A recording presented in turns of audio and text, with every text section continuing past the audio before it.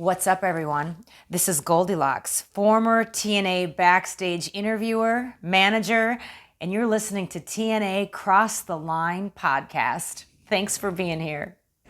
TNA Wrestling, Cross the Line.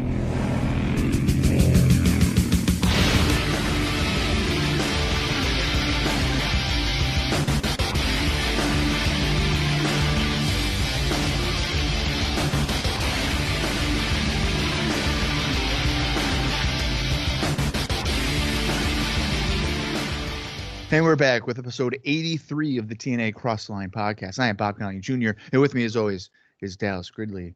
And Dallas, last week, we survived the second X Cup in NWA-TNA history when Team AAA, or Team Mexico, prevailed over Team NWA or Team USA. And now this week, we are back with our regularly scheduled programming, and I would be lying if I could even remember if we technically know what is going on. So, that being said, Dallas, are you excited for us to be back with some mixed bag of talent instead of the same 8 guys wrestling for 2 hours? Yeah, I am. I'm excited to get past that. You know, it was an awful show. We even said last week it wasn't as bad as we were anticipating it to be. Thank God. But I'm glad to be back on track. It felt weird. It felt like we were on like a break. Like why are we doing a bonus show? And it's like, oh wait, no, it's the America's X Cup. So it was a little weird.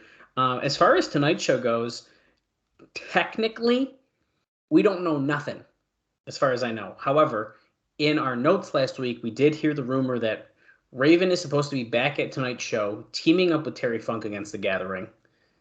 That was at least in my notes. We don't know. We never had an official announcement, I don't believe. Unless that Terry Funk, did Terry Funk say that in that promo?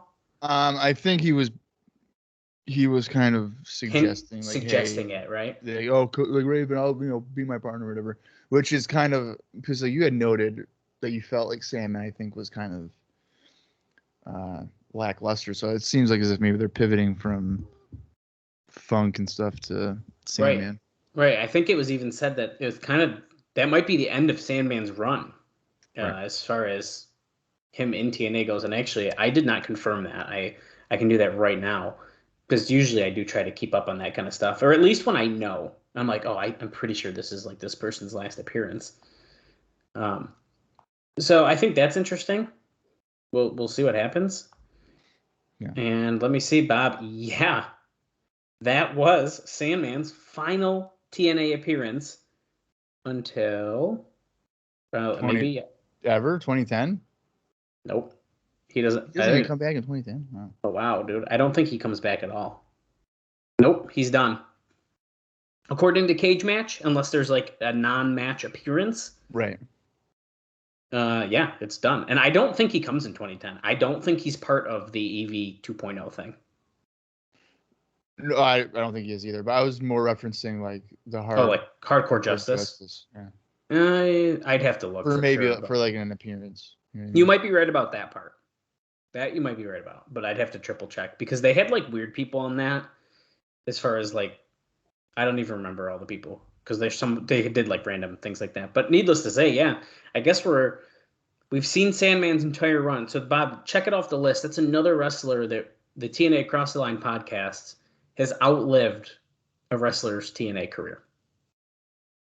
I mean, and it feels like it's a rarity that unless they pass away, that right. We do that just because TNA brings people back so often or whatever for one-offs and. Right, so it's pretty interesting. And by the way, Sandman does continue his career. In 2005, he'll go to, I think he does the One Night Stand show, yeah. And then eventually, when they reboot ECW, he's there and all that kind of fun stuff. But that's right. That's about it. And then in what is it? Is it this 2008 show where he falls asleep at 2CW, the infamous show? Living on the Edge there, yeah. Living on the Edge 3, for those who don't know. And I'm pretty sure there's videos on the YouTube. It's there is. I was there live. It was our former local promotion. Sandman fell asleep in the ring. It was about 40 minutes, I think it was, or some crap like that. It was like something ridiculous. What's really funny too about that is that was April 2008. So I think I was at one of my buddy's houses for like the Super Bowl or something, and like 2CW had already revealed like some people that would be there for April. And at that point I had not been to a 2CW show yet. I knew it existed. My first exposure was like the New Age Outlaws going to the On Center or whatever. Oh yeah. So I knew that they existed, but I saw like Sam was going to be there, and I was like, "Oh my god, I need to go." Right. That show. Yeah, this is like the fucking Sandman. You had to. ECW, dude. This guy's fucking great. Right. Well, I didn't end up going to the show. Oh, wow. And then I saw or heard about that. I'm telling you right now, if I had gone to that show and he literally fell asleep in the ring, it might have soured me on independent wrestling. Well, it's probably good you didn't go then. I mean, I know how I react to things like that. And if I was like, I paid $25 to see the Sandman, and the guy fucking literally fell asleep in the ring. Well, although 2CW was pretty good, so it probably would have like, outweighed that night. And I mean, we could go. I could tell you more stories about that night just by itself, but we don't have to sit on that too long in general. I was going to see what else happened to the show to see what else would have drawn you in. But we don't have to. We can talk about that off air. I think that Human Tornado was on that show. It was. I did just see his name. I do stand corrected, by the way. I do apologize. Sandman does, in fact, return to TNA or, Impact Wrestling in 2019. And he loses to Killer Cross on Impact. And I forgot that happened. He did, yes. Wow. See, I knew something. I was gonna ask, are you sure like Scott D'Amore didn't bring him back for like right? And the reason I didn't see that is because I'm sitting here looking for the TNA logo at first, and then once they switched, the Impact logo was so dark, it didn't stand out to me. But I do believe that's his actual final appearance, and he somehow is still wrestling in 2021. He hasn't wrestled in 2022 yet. But needless to say, Bob, we're done with Sandman. We've moved on to Terry Funk, the hardcore legend. I'll be honest. You can send the hate mail to @CrossTheLineTNA on our Twitter if you'd like. But I don't know if it's really going to be much better if Terry Funk's actually going to hang around and be with Raven right now. I'm just being honest. I think that's definitely a fair statement. I think that even here in 2004, that Funk is more of a novelty than, hey, this guy's gonna have a great match or anything. Right. We also can't forget, Bob, before the America's X Cup, Dustin Rhodes made his debut. I don't want to recap that whole show, but I did want to point that out because I think that's pretty important. And the ICP made their in-ring debut as well. I wouldn't be surprised if we see them again. And actually, I think they got on the mic later in that show and was like, "We're not going anywhere," whatever. I don't know. So I'm sure we are going to see those guys around still as well.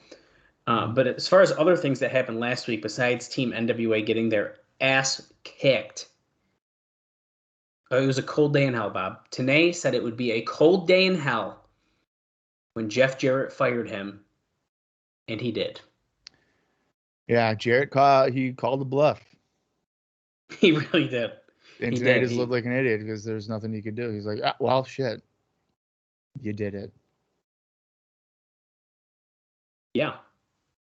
So that happened. That's pretty fucking big. I wonder who the hell is going to be the announcer. Yeah, I do think that's opening up for a very interesting show tonight.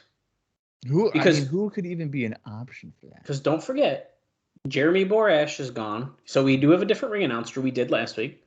Oh, you know what? They could do Scott Hudson. Oh, shit. Okay, that might actually be kind of fun. Yeah, if we have Scott Hudson and Don West, that might be kind of fun. That could be somebody that they use, yeah. That's a really great point. I didn't even think about that. Damn. That's why I'm here, dude. That's why Bob's here. I was just doing a quick check here as we were talking to see if some of these other talent that were on the America's X Cup, if it's our final appearance seeing them. A lot of it is not. So pretty much everyone that was on that show we're going to be seeing. Yeah, I mean, I think we see them a few times even throughout 2004. Yeah, it looks like a bunch of them not after 2004. So some of them Right. we will see the end of their TNA runs here. But we do see pretty much everyone who is on that show again, which is great. It's great news. Yeah, I think they were. I mean, especially Team Mexico. I think that those guys are enjoyable. It's just right. I agree. You can get burnt out on them if you have to watch them wrestle 3 times. Right. For their first or second time even being on the show. Right. I think they had a really great showing, and I think it was a lot of fun. So yeah, there it was. Before we get into news and notes, Bob, do we need to address our recent controversy, or do we want to talk about that during the show today? I think we talk about it right now because I think it deserves its own. I agree. Segment. So basically, Johnny Fairplay hates us. I know, and I kept thinking about this all day. And, they showed the graphic. He's sticking up his finger. They showed it before he came. Johnny Fairplay hates you. I didn't think he was actually going to hate us, Bob. Yeah. So anybody, our loyal listeners here would have heard us say that we don't necessarily enjoy Johnny Fairplay character, that he may be kind of annoying. Apparently in Dallas, Johnny, if you're listening, it was Dallas. He posted on Twitter. Dallas is like, yeah, okay with me. I do all the Twitter posts. He does, yeah. He posted just a simple thing on Twitter. It's like Johnny Fairplay is about to show up. What could happen? Oh no, that wasn't even that one. This was like he's here. Like he's here. Okay. It was for our pay-per-view number 78. So as me and Bob opening the door, we've been recording episodes a little bit quicker than normal to try to get ahead a little bit, right? We've talked about this the past few weeks. So we're recording this on January 26th. So peek behind the curtain there for you. Right. So this took place 2 days ago, the 24th. And I think the post was even from before that. Yeah, the post is from the 23rd. Right. And Johnny Fairplay, he retweeted it originally.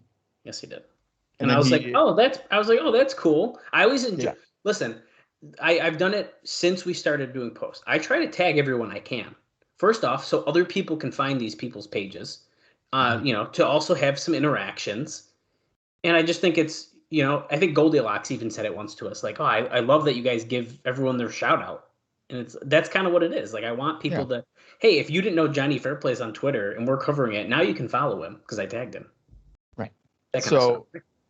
So Johnny, after retweeting it, I guess within a day or so, actually listened to the podcast.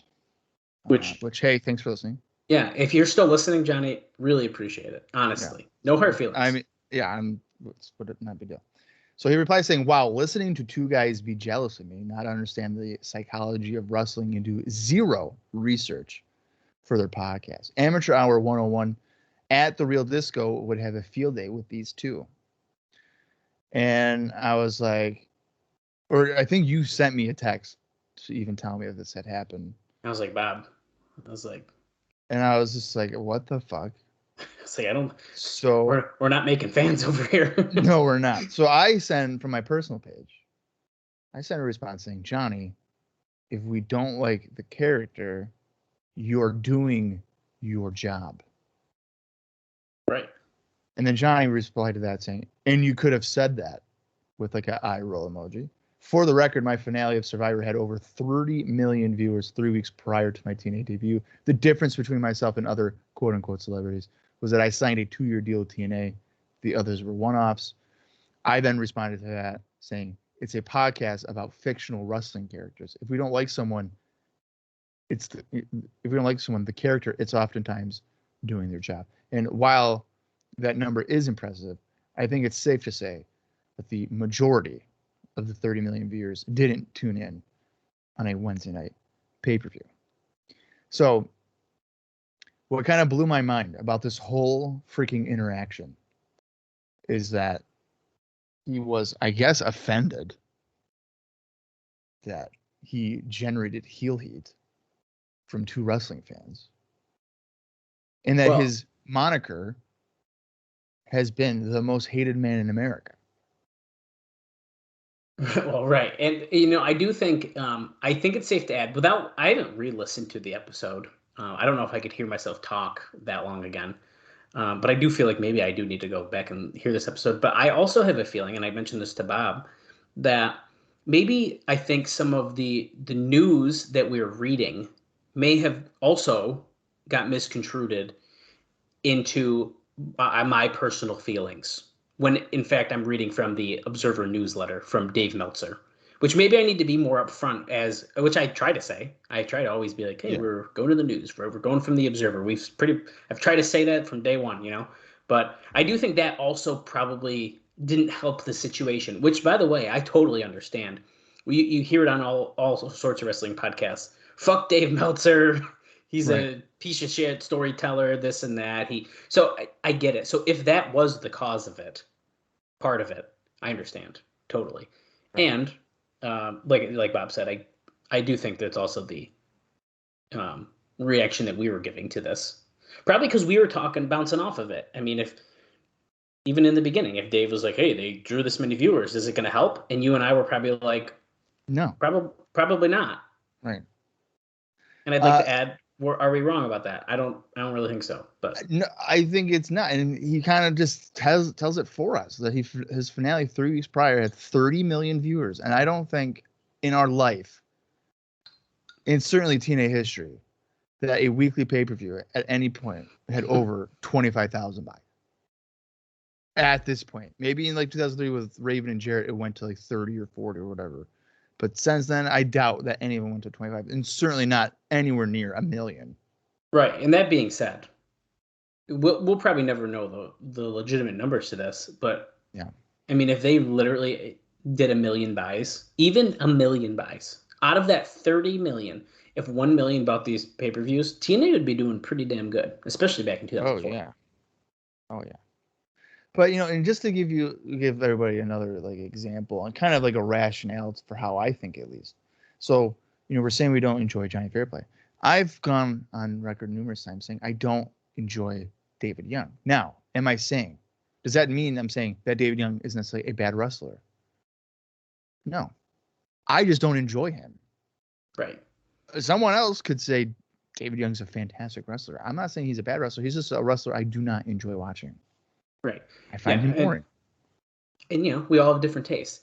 Yeah. I'm still. I don't hate David Young, the guy. Right. The character. Absolutely. The wrestler. Like I'm bored. I get bored.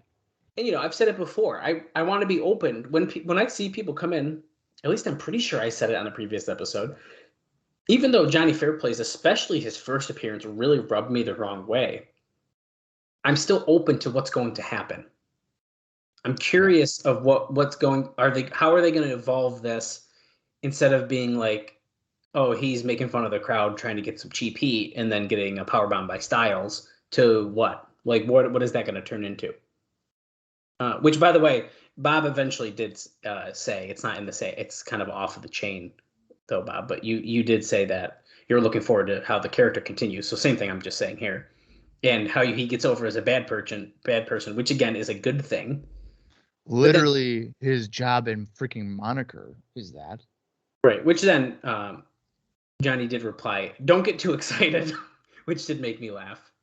Yeah. And he can't. Actually, this is a fun point too. I'll just say it now before we go forward more. But he said he was supposed to bump once a year. The first time being 6 months in, and he ends up taking 3 bumps in the first 4 weeks to kill any potential heat that he was going to have.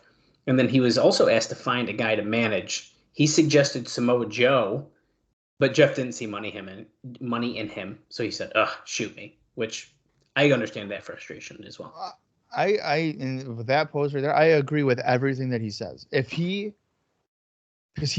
it the first night he gets powerbombed by Styles, or the second time?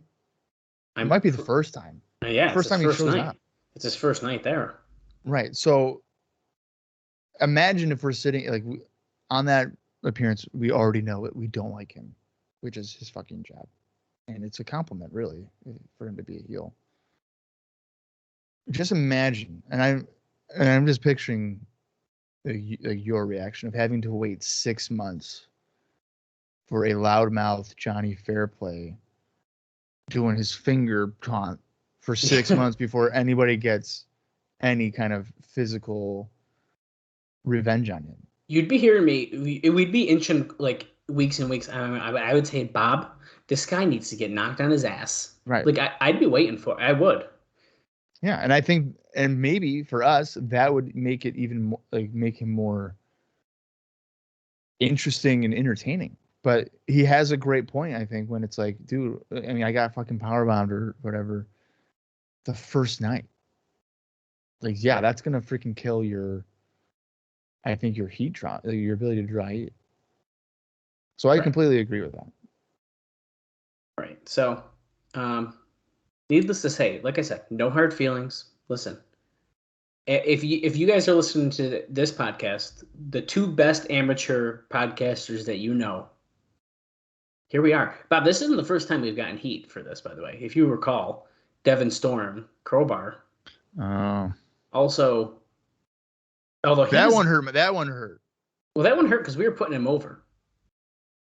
Yeah, we were, and we've enjoyed, I think, every single time he's been on the show. To be fair, he has been his actual gimmick that he does do on Twitter a lot. He also could be semi responding to that in character. We weren't sure. No, I mean, I think I realized it was like his gimmick response because he was even did like a hashtag timeless. Right. Type of thing. And I think that was really around the time he was actually trying to even start that timeless gimmick that he's incorporated now. But yeah, Crowbar, Devin Storm, he threw some shade at us. But I think that was a gimmick thing, and I take that also as a compliment. Yeah, and also, Devin, if you're listening, Mr. Storm, thank you. Thank you. Johnny Fairplay, thank you for listening. I hope you keep listening, and I hope that you forgive me and Bob and as we continue to watch the Johnny Fairplay character develop in TNA, and then every week we're like, I hope he gets another powerbomb tonight. Yeah, and we can guarantee you that Dallas does his proper amount of research. I certainly try, and listen, when he came, I did say, Bob, I don't know who this is, but you know these kind of like reality people, so that's why we bounce off each other. Right. I mean, I know who he is. I've actually never watched his season of Survivor. This is you know what, to its credit, I guess this podcast has made me kind of more interested to go back and watch. Right. I agree with that. You know what I mean? It is on Paramount Plus, all 48 seasons of Survivor. So 48? I don't know if it's 40. It's like 41. It's legit. It's definitely over 40. Oh, well, after I finish Hell's Kitchen, I might have to try doing that. See, Hell's Kitchen's another one that I really want to go back and watch too. Well, before we get into the notes, Bob, I'm going to tell you right now, the first couple seasons are really hard to get through. They're bad? It's really hard to get through. Really? What makes it so bad? Season 1 was boring as fuck. It's a different time in reality TV, so it's the way it's edited, the way they do the way the show is even done. They're not like professional chefs, so they no idea what they're doing. It was a really hard show to watch. We actually just started, I think, season 2. By the way, we've watched seasons 10 through, I don't know what they're on now. We're caught up. So we started with 10 because that's the first one that we had available to us at the time. We didn't have 1 through 9, which is weird. But I always hate that when it's like seasons 1, 2, 6, 8, 11, and 14 are available, but the other ones, well, fuck you. Right. It was literally like season 1 and 10, and then 10, 11, 12, blah, blah, blah. So we were like, well, why don't we just start with 10? We'll just start in the... And 10, I have a feeling 10 is where it starts to get really good, because from 10 on, it's been awesome. But... you know what, before just to kind of go off of that, Sarah and I, we were like, you know what, we're going to watch Big Brother from season 1 onwards, right? Just because we had watched season 22 or something and we enjoyed it. So like we're watching season 1, and just like you're saying with Hell's Kitchen, it was brutal, dude. There's like, I think it was like half-hour shows, and they did it like Monday through Friday or something, and I was like, holy shit! It was just so It was way different than what it's been now, which is far more enjoyable. So we fucking like get. I don't even know if we technically finished. I think we just like got through like 40 of them. We're like, you just want to see who fucking won, because there's no way. There's no way. Right. So we spoil it and we go to season 2. Or no, we didn't. I'm sorry. We didn't. We went to season 2. It's like, we'll go back. Right. Oh, and then do they spoil it in season 2? They fucking spoiled it. No, I fucked this up. So we were watching the current season at the time, and we were on season 2, right? On the current season, fucking Julie Chen goes, "Welcome back to Big Brother, and boy, do we have a surprise for you. Will Kirby, season 2 winner." And we're like, "Are you fucking kidding me? What are the odds?" Right. Well, that's the that dangerous they would thing. do that.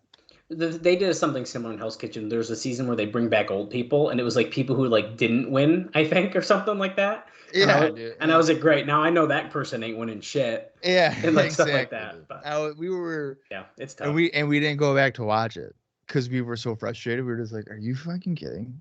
That they just. Well, what's the chance? 20 seasons later, they bring back season 2. They don't do that no more. Like usually, they don't go that far back. No, and it was a guy that just was not. He had gone on record saying that he wasn't really interested in coming back. Oh wow! In any capacity, and then he fucking shows up as a special guest host or whatever. What and we were like, "Oh my god, I cannot believe that."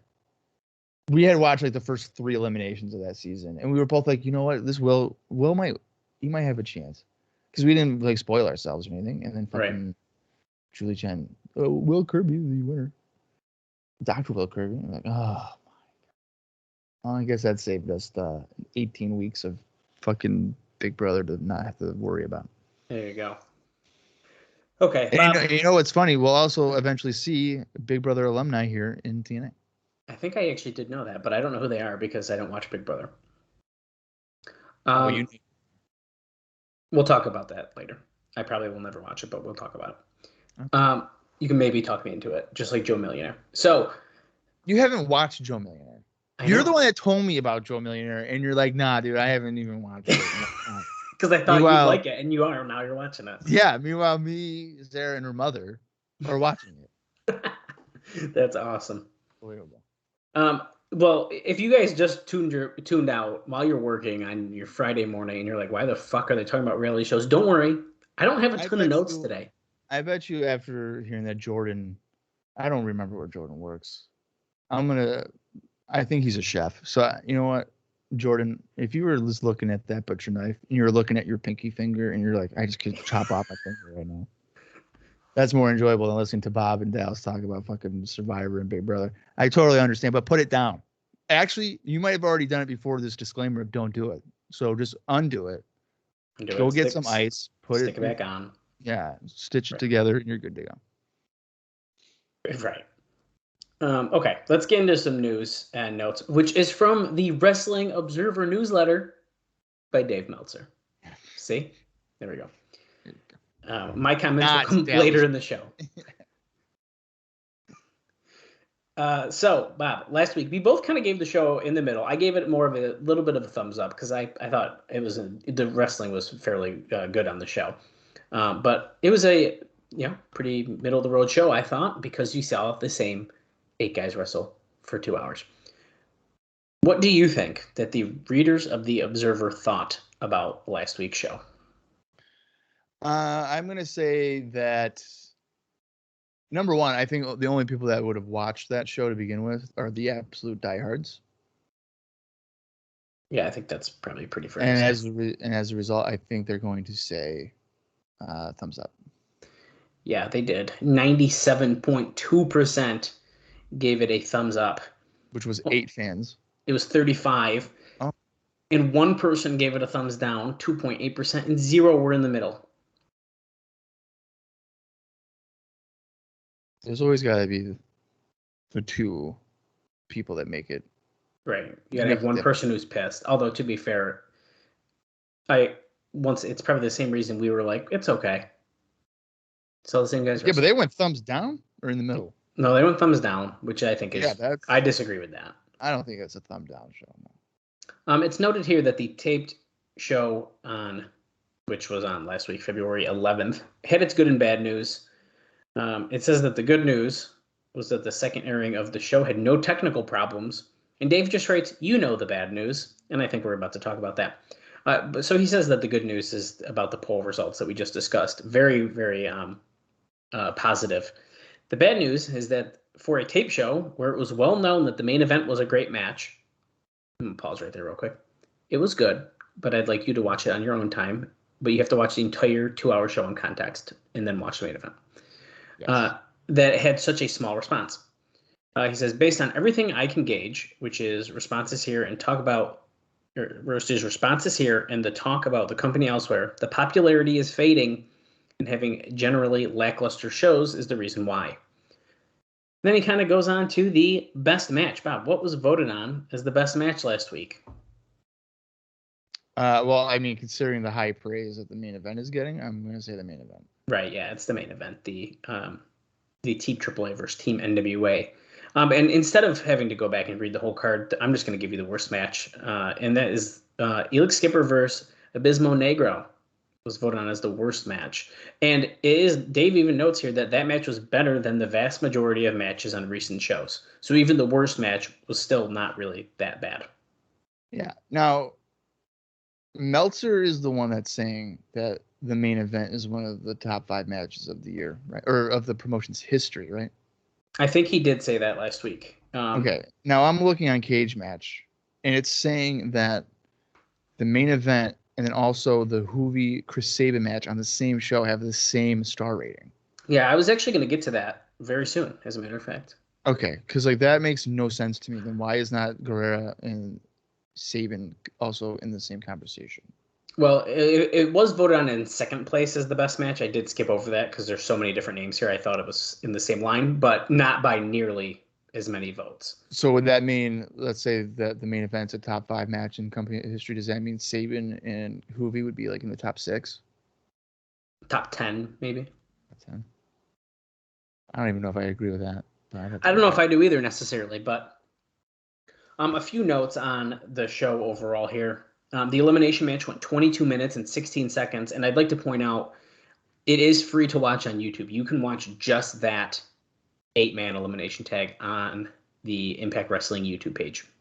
So if you're curious, you can see the entire match in for free. It had some sloppiness in spots, but was filled with incredible moves, and the way the show went, the overall presentation was excellent. He goes on to say that the singles matches were far better than he'd be led to believe, particularly Guerrero versus Sabin. He says the funny thing about it is that so this is interesting. This note's very odd to me. The funny thing about it is that one of the production snafu took place right at the finish. So they were building a great match, and then you had a blank screen. When they came back, Guerrero was raising his arms. Dave says, I'm told the finish didn't look good, and had people seen it, they wouldn't have thought as much of the match. But it was 3 3/4 stars without the finish. So I have a feeling when this aired live, Bob, the finish was like not, I guess, cut out essentially. But not what we watched. Not what we watched. But what the fuck? But what was the finish bad? I don't remember. Well, remember, I believe it was I don't know to see if it's written down here. I try to take some of that stuff out to not be super repetitive, but yeah, it doesn't look like he has it. But I think it was something along the lines of like it was just like a weird like roll up or something like that. Was it? I don't even know if it was a roll up. It was a weird finish. It was like, oh, I didn't expect that.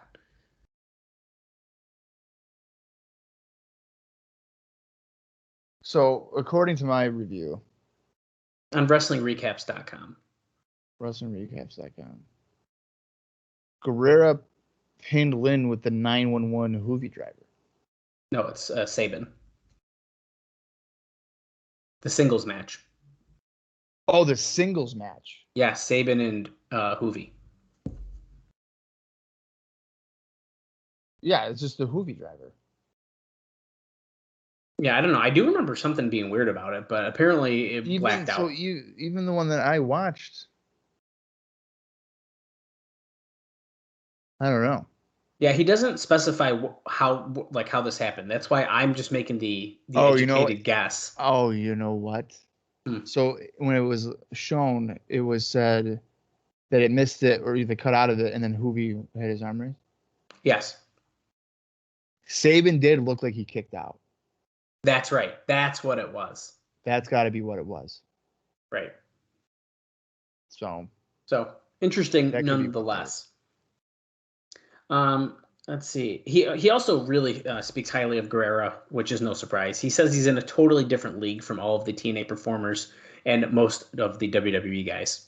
And then he goes on to saying that he doesn't see him going to WWE, which he does end up going, I believe, right? Yeah, Mexicools. The Mexicools, yeah. He also mentions how Garza is so underrated as a performer as he looked more major league than almost anyone in TNA.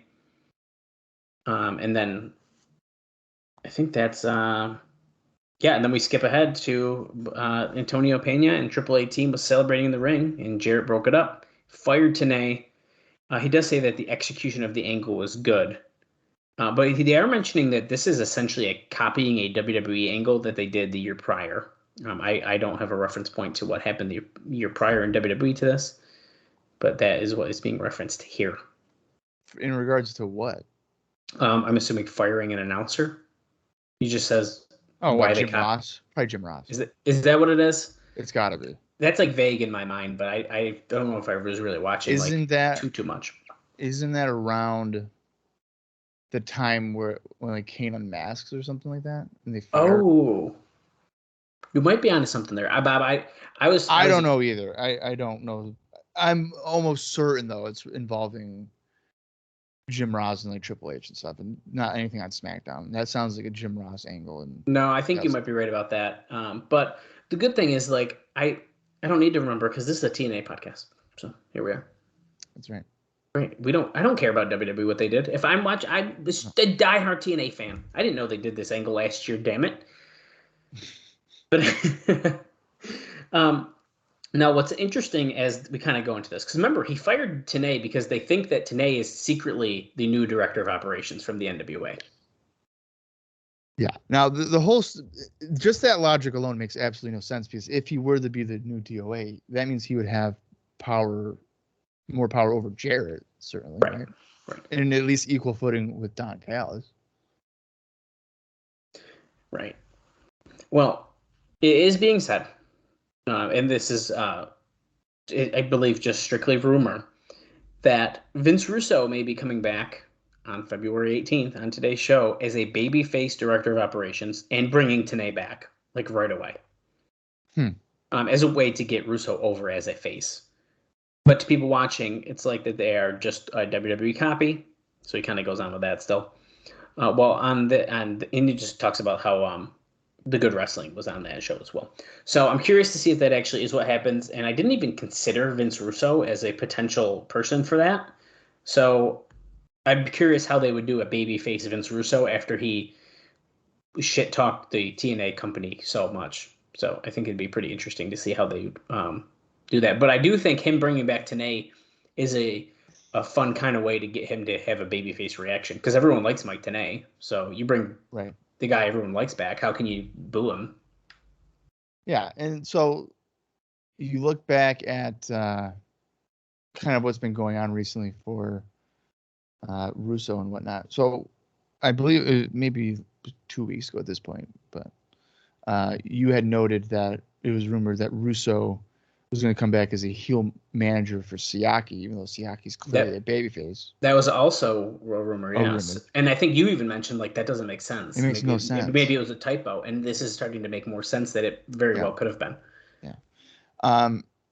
Now, if Russo were to come back as a babyface authority figure, I could see the connection, because we should remember, I believe it was back in October 2003, that, or maybe even later than that, Jarrett like murdered Russo with weapon shots and stuff like that. Oh yeah. To justify Hogan coming in, which never happened. So there's a sympathy level there because, Jarrett's a bad guy now. And Russo could use that to his advantage, and certainly bringing back TNA within a week of a firing would just be another babyface, I guess, mark for him. So, do I necessarily think that Vince Russo is a likable character? Now, Vince, if you're listening, I'm saying character, not human being, like real life Vince Russo. Could I cheer for a babyface Vince Russo? I don't know. It'd be tough. I like heel Russo. I like hating him. The character. I enjoy wanting to boo him. So I don't know if I could be like, yeah, Vinny, go get him. I don't know. Right. We'll see. And it's interesting too, if it happens. It is noted as well. Remember with Don Callis leaving, or he put in his notice. I don't think he's going to be on the show. I could be wrong about that. I don't know for sure. But the reason that Jarrett nixed the idea of Callis offering to put Eric Watts over is because if they have this idea booked that Vince Russo is going to shock everyone as a babyface director of operations, that Callis, with Watts winning, being a babyface, it kind of would ruin that planned storyline. Right. So I think that all kind of makes sense. You know what? I hope they announce that Eric Watts is the new D.O.A. Oh my God. Could you imagine? What's stopping them? Who cares? Be like, nah, dude, it's fucking Eric. Right. Who cares?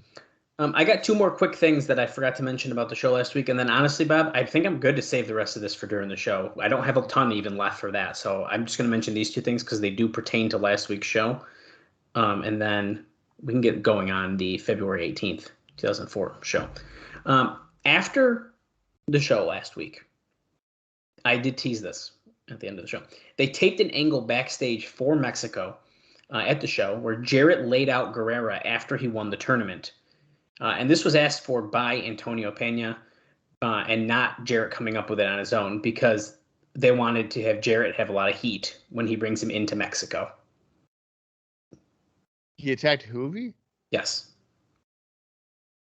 And basically, Pena doesn't really think that the NWA name means much now on its own since it's been so many years since it's really meant anything, which is a fair point. I think that's right. I am 100% interested in a Jeff Jarrett versus Juventud Guerrera match in fucking Mexico. Yeah. I'm curious. Well, we'll find out probably if it happens. Oh, yeah, dude. I'm about to look it up now to see if it fucking happened, but I'll wait till during the show to check. Wait till during the show. We'll find out. And there's also, I had to save this one for this week because of what it is. But we did talk last week about Daniels being added to the New Japan tour with American Dragon as a tag team, which slows down that AAA reunion angle. There is a storyline they've talked about where Jerry Lynn, as the captain, will blame losing the America's Cup X Cup on the fact that he couldn't pick Daniels and Loki for the team because they were feuding, and they're actually both just unavailable on tapings due to Japan. So he's going to blame them because they're not getting along and not on a team, because then he could have had all of Triple X on his team. Okay. Yeah. Well, we'll see. We'll see what happens. Let me pull up Explosion quick. Let's just chat about that really quickly, and then we'll get into the show, Bob. Explosion number 67, as Cage Match has it listed, was taped on the same day of the show we're watching, February 18th, 2004, and it aired on February 21st, 2004, and it features the following three matches. Trinity defeated Angel Williams, which might sound familiar to some people. That is Angelina Love. That's right. Shane Douglas defeated Kid Phoenix, and BG James defeated Nate Webb. No. I think that was everything that happened. Kind of unfortunate, but whatever. All right, that means that that means we're all set then. We can get right into the show. Yeah, man. Let's get into the show. We got plenty of fun stuff to talk about during the show. And Bob, don't forget. Don't you remember the other announcement that they made last week? I just remembered. China is coming tonight. Oh my fucking God. Yeah. China is coming, and we're going to be talking a lot about China. So, let's do it. Oh, shit. Okay. Well, it's the February 18th, 2004 NWA-TNA weekly pay-per-view. If you want to watch long, head over to Impact Plus, or hey, maybe you're like me and you have it in your own personal collection. I'm gonna count down from 3, and when I say play, I'm gonna hit play, and then I'm gonna go run to get some water because I'm sure that this is Okay. This is gonna be a 5-minute video package. I'm sure it will be.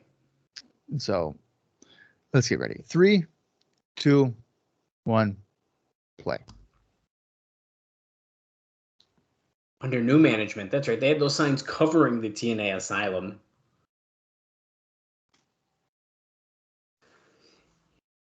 Oh, shoot. That's right. Jarrett did say if Team NWA did not win, they would be breaching their contract. And guess what? They didn't win. And now they are showing Don Callis firing JB and Tiny, and I believe Sarah Lee. I did remember these guys got fired. I did not remember Jarrett saying that Team NWA would be fired. So that is pretty big. Bob, we're getting a recap of everyone being fired here, and you just missed it, and I forgot. But Jarrett told Team NWA if they didn't win that they'd be fired for breaching their contract. Oh yeah, that's right. Well, no, I think Jerry Lynn would be fired, right? And I'm pretty sure he said all of them. He's pointing to all of them. Huh. And they didn't. They lost. Well, I wouldn't blame Jerry Lynn for losing. And you know what? I really do think he said Jerry Lynn because Jerry Lynn did lose the final elimination fall. Do we really think Jerry Lynn's back just for that and now he's going to be gone already again? That would suck. That would suck. I would not be surprised at all if that is something they did. We are seeing the celebration holding up that America's X Cup.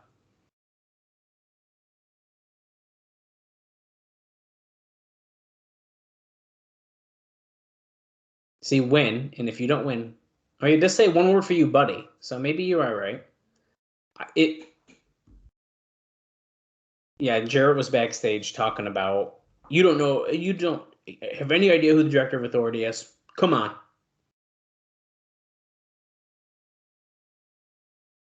Speaking of Jarrett, Bob, Scott Hudson trying to angle for his job there. Maybe that's why he said that. No, I'm gonna try to spit this note out right now since we're still seeing a package and Jarrett's very heavily featured. He's been in the middle of some controversy regarding some indie bookings.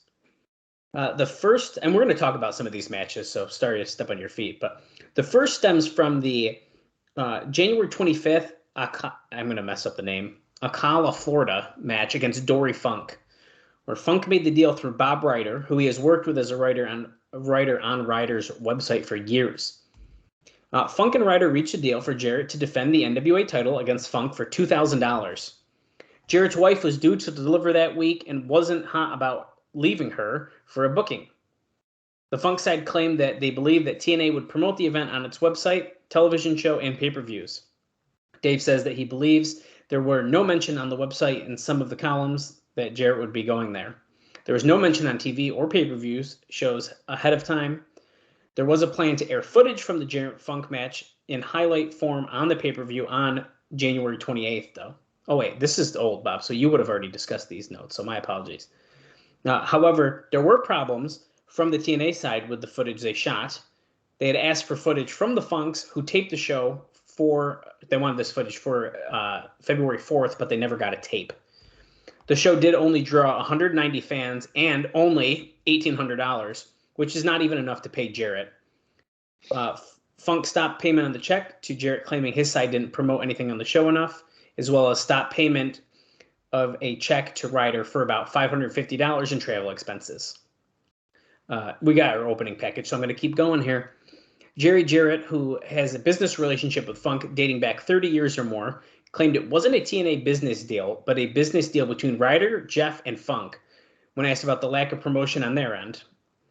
This led to Ryder dropping Funk from his website after his bank called about the check, and apparently dropping Funk from some sort of a trading card deal he put together with former wrestling legends, which they did come out with legend signed cards.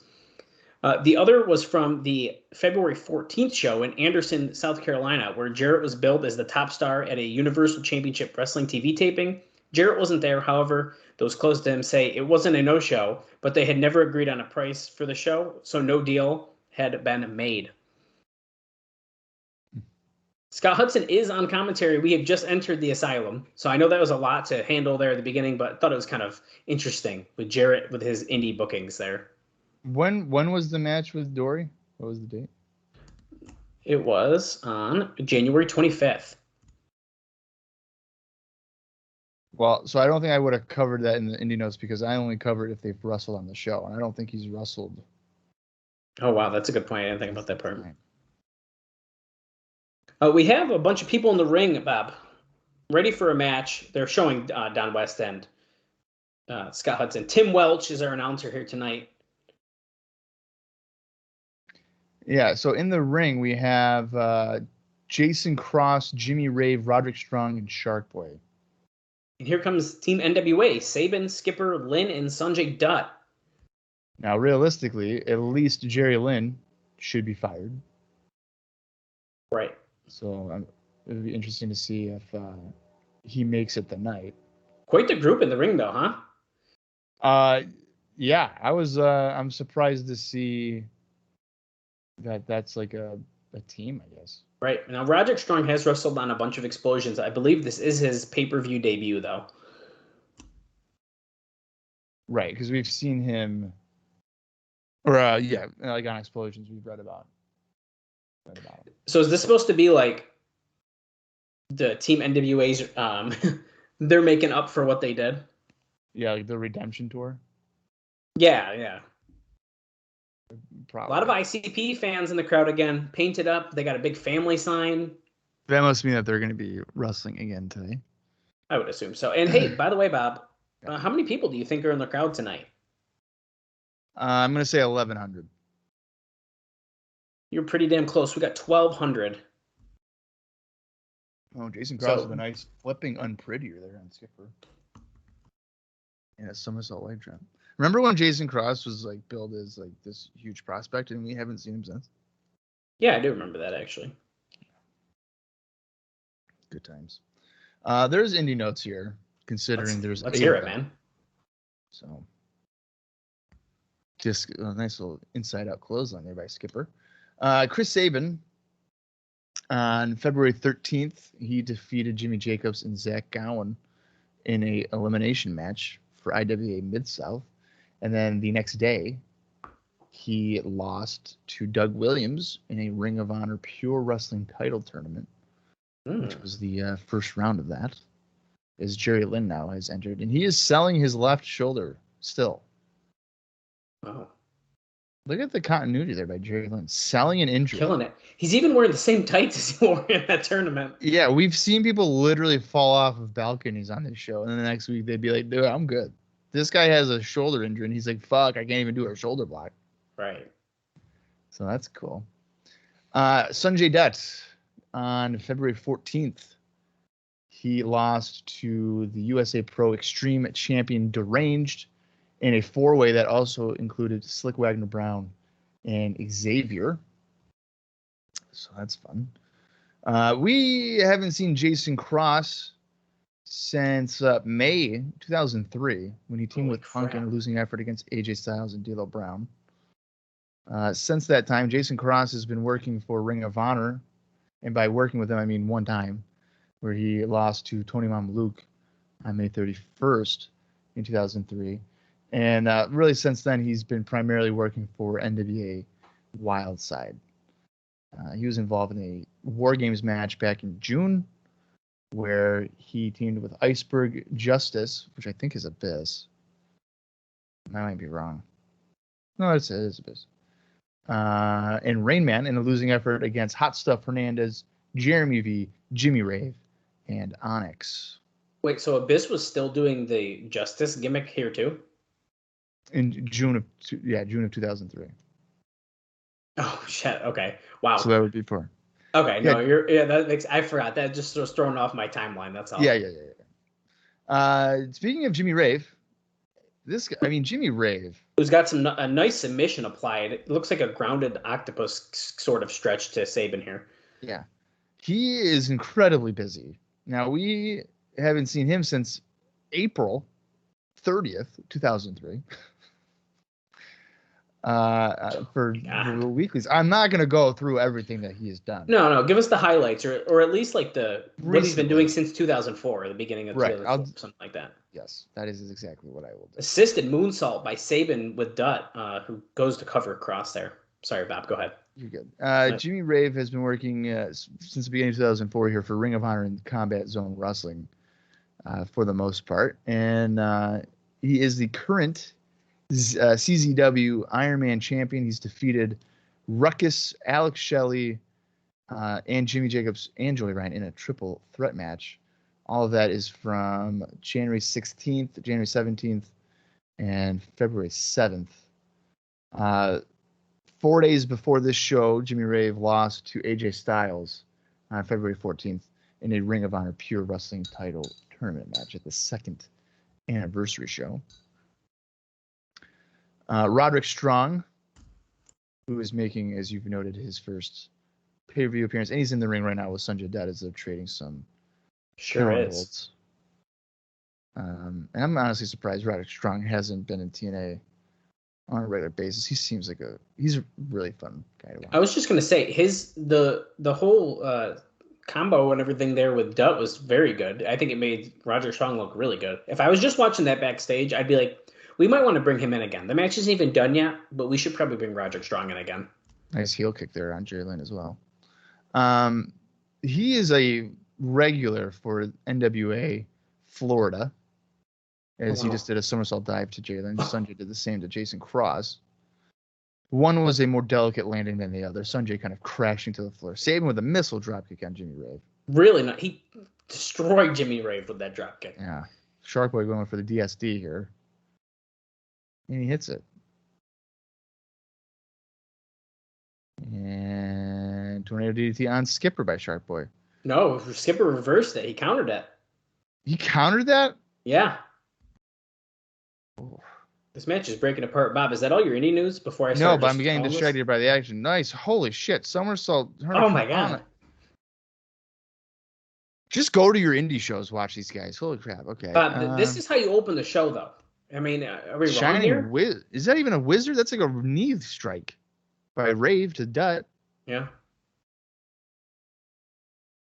Yeah, this match is broken apart, folks. I have Roderick Strong and Sharp Boy that I got to get through, but okay. Of course, the camera misses Sabin hitting a springboard somersault dive to the floor. Of course. We had to watch Jerry Lynn pull fucking Jimmy Rave to the floor or whatever it was. Unbelievable. Keith in the truck, you're fired. Oh, TKO by Lynn on Rave. Oh, I forgot about Jason Cross. He's still there. Oh. Kind of got a replay, but the cameraman was not in a good place for it. Jason Cross almost pinning Jerry Lynn. All right. Roderick Strong, he's been NWA, he's Florida, and JPW. I'd be lying if you probably really knew any of these people. For 2004, I mean, he's only been, he's with MLW too, I guess, on January 9th, where he teamed with M-Dog 20, losing to Dark Fuego and Pete Wilson. Yeah, there's nothing really else. I'm not going to go all the way back into mid-2003. Holy shit. That's got to be it. 1, 2, 3. Jerry Lynn gets the cover on Jason Cross with the Cradle Pile Driver. Sharp Boy, he has also been remaining busy with IWA Mid-South as Jeff Jarrett in the red shirt. Sharp Boy losing to BJ Whitmer on February 13th and losing to Prince Nana on February 14th for USA Pro. Jeff Jarrett, Jeff Jarrett just smashed Jerry Lynn with a guitar. Yes, he did. And now he's got a microphone.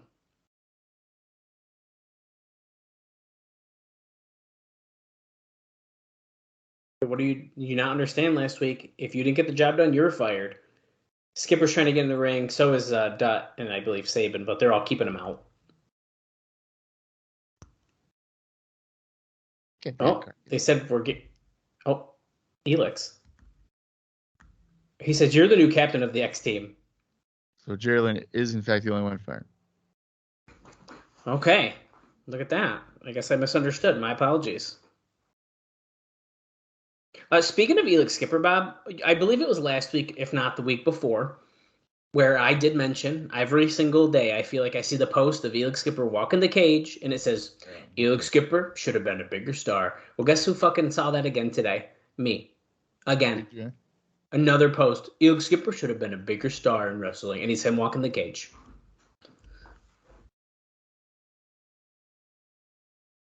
I mean, There's only going to be one boss around here, and it's going to be me.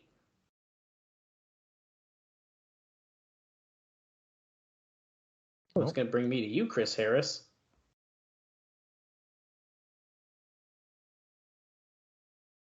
you want to step up and be the spokesperson.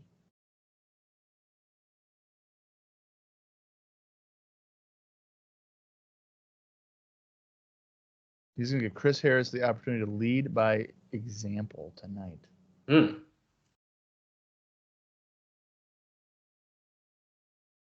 Everyone around here wants to be the guy all of a sudden. I like how they just casually fired Jerry Lynn and just, okay, Chris Harris. And just continued on. Oh, they can't lace my boots, boots, let alone carry his jock strap. Good to know what Jarrett wears underneath his tights, I guess. I like how Jarrett's trying to say he's like the best worker in professional wrestling.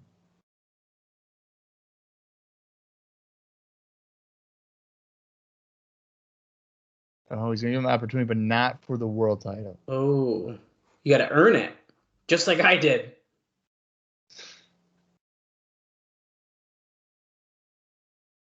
Yeah, I am number one. I don't think they're telling you you're number one. No, I don't think so either.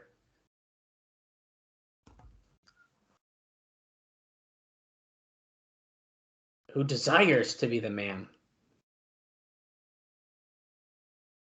Jarrett, no one's going to be the chosen one besides you, because that's been your moniker for how many years at this point? 5 years? Yeah, since at least the fall of '99, right? It's my world. My world. Now notice, Don Callis is not there, so I'm saying it is official. Don Callis is gone. Which, I mean, just blows my mind that you would have him win and then say, you know what? He puts us in 2 weeks' notice and he's not even there anymore. Right. That's so weird to me. Bob, do you remember, I think it might have been last week, I think we talked about it, where we talked about Gowen being fired from the WWE. Mm-hmm. Well, he did an interview on Get in the Ring Radio after he was let go. And he did say that he'd love to return to TNA, but they haven't called yet. I mean, in hindsight, can you really blame the guy for going to WWE, spurning TNA? Probably not. And you know damn well they are going to take him back. I mean, at some point. Right. Can't pass up the opportunity, I guess. 3 Life Crew with a little message there. Look at this. Oh, no. Oh, no. I was looking at the under new management sign on the TNA logo, and fucking Terry Taylor is our interviewer because Scott Hudson is on commentary.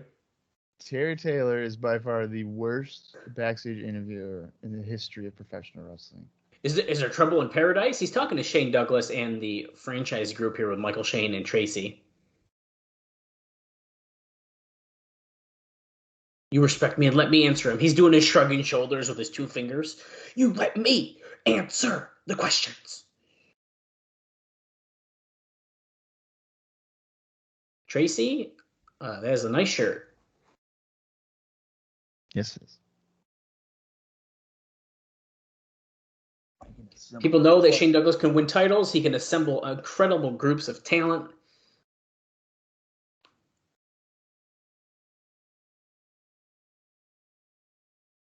Who the hell was saying Michael Shane couldn't be a superstar? Well, he said that they were wrong. He proved it. Oh, it's time for you to shove it up your critic's rear ends as he does the double fingers up the butt.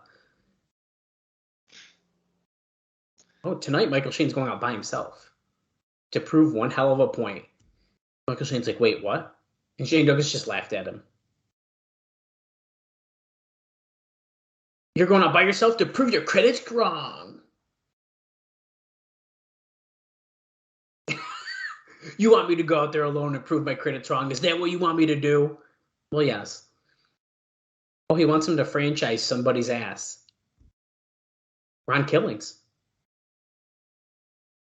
I thought he was going to say, Ron Killings, your ass is going to be grass. It's just business. And Shane Douglas spits on the floor for some reason. What the heck? I don't know. Oh. Here comes Chris Harris. Tracy asked where he wanted her, and he said, "Go where you do what you do best, sweetheart." And then she walked away. Harris here saying it's not about the world title or authority. One man against the other.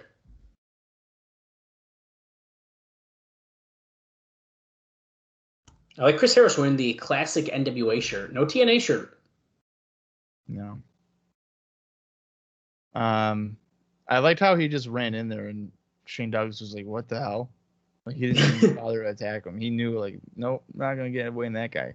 Okay, so Michael Shane is here coming out with Tracy. So by going out there alone, he meant without me. Yeah, I thought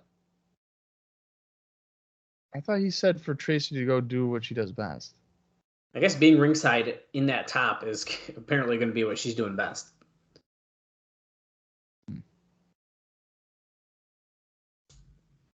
I can't believe Scott Hudson's doing commentary here all of a sudden. Yeah, I'm not really that surprised by it. Good. I can't believe you thought about it. I totally didn't even think about it. Well, I was just trying to rack my head around potential guys, or, anybody that could do commentary. And So this is interesting. Backstage game. Ron Killings is coming out here, but only with BG James. Conan not over here, which means he's probably at the Spanish announcers table. And they decided to keep him off for this part. I guess why does he need two people ringside for him? Right. I mean, it is just Michael Shane. Right. And these guys are former tag team champions 2 times ago now at this point. They lost to the Red Shirts, and then the week after, the Red Shirts lost to AJ Styles and Abyss. So they're never getting a title rematch is what I'm getting from that. Michael Shane quickly going after Ron Killings. You don't want to see 3 Life Crew against AJ and Abyss, or what? Listen, they can give it to me. But BG on commentary, which sounds like a great time to tune out and for me to tell you something else here, Bob. What is up? Go ahead. I don't know. Which do I want to give you first, man? Let's see. So, In Demand had a listing for the Bound for Glory pay-per-view on April 4th. Remember, we've been talking about this big new show for a while. And it lists Randy Savage and Chyna with 2 N's, because it's the new spelling, as the big stars on the show. Chyna with 2 N's. Yes. So Chynnna. Yeah. Chyna. That was her way of getting around the fucking copyright? I guess so. So that's the big stars on the show, which Dave writes speaks volumes about its own belief in its own stars. But guess what, Bob? It is now official that there won't be a pay-per-view on that date, and there is no new date scheduled, which makes the 3rd date that they've proposed to the cable industry for a major show that they've canceled on, which has to be doing wonders for the company's credibility. So they've officially canceled that day. Yep. Killing sits at Power Slam right there. Yeah, that's pretty brutal. Yeah, right. So the rumors are virtually that all the stars that were being considered to be used on that show were not coming together. So Savage's people, as noted last week, were claiming he had no deal. Nash apparently started watching the show because he was wanting to familiarize himself with the product before coming in, and felt that most everything about it except Mike Tenay were minor league. Piper was on the Chet Chapak's radio show on February 15th and never once mentioned TNA, but made multiple references to working for Ring of Honor. And he was not negative about WWE, at least not as much as you'd think. And he seemed to be hinting about doing something at WrestleMania. So all their big names are falling off the list. You know what? I'm not surprised that Nash said what he said, because I think he's right. Well, I think it's kind of funny that there were talks about coming in, and it's like, well, he decided to check it out. Yeah. Not like, at least it didn't wait till he got there. Yeah. And kind of bouncing off of this Sting idea, though. In addition, the Fort Campbell officially turned down that show. Bill Behrens was running around trying to find them a new building, and we have heard the Georgia Mountain Center in Gainesville, Georgia, was contacted about possibly housing the show. So, unless they get a new date, though, I don't think that's probably happening. No, probably not. If anybody's waiting for indie notes, guess what? There aren't any for this match. So I actually forgot about him, but that's actually a good point because I would have guessed this one probably didn't have any. Michael Shane doesn't really wrestle outside of TNA very much, huh? not very often at all, which is kind of surprising. I'm really surprised. And nor does Ron Killings. I understand that a little bit more, I feel like, but... At least not according to Cage Match, at least. Right.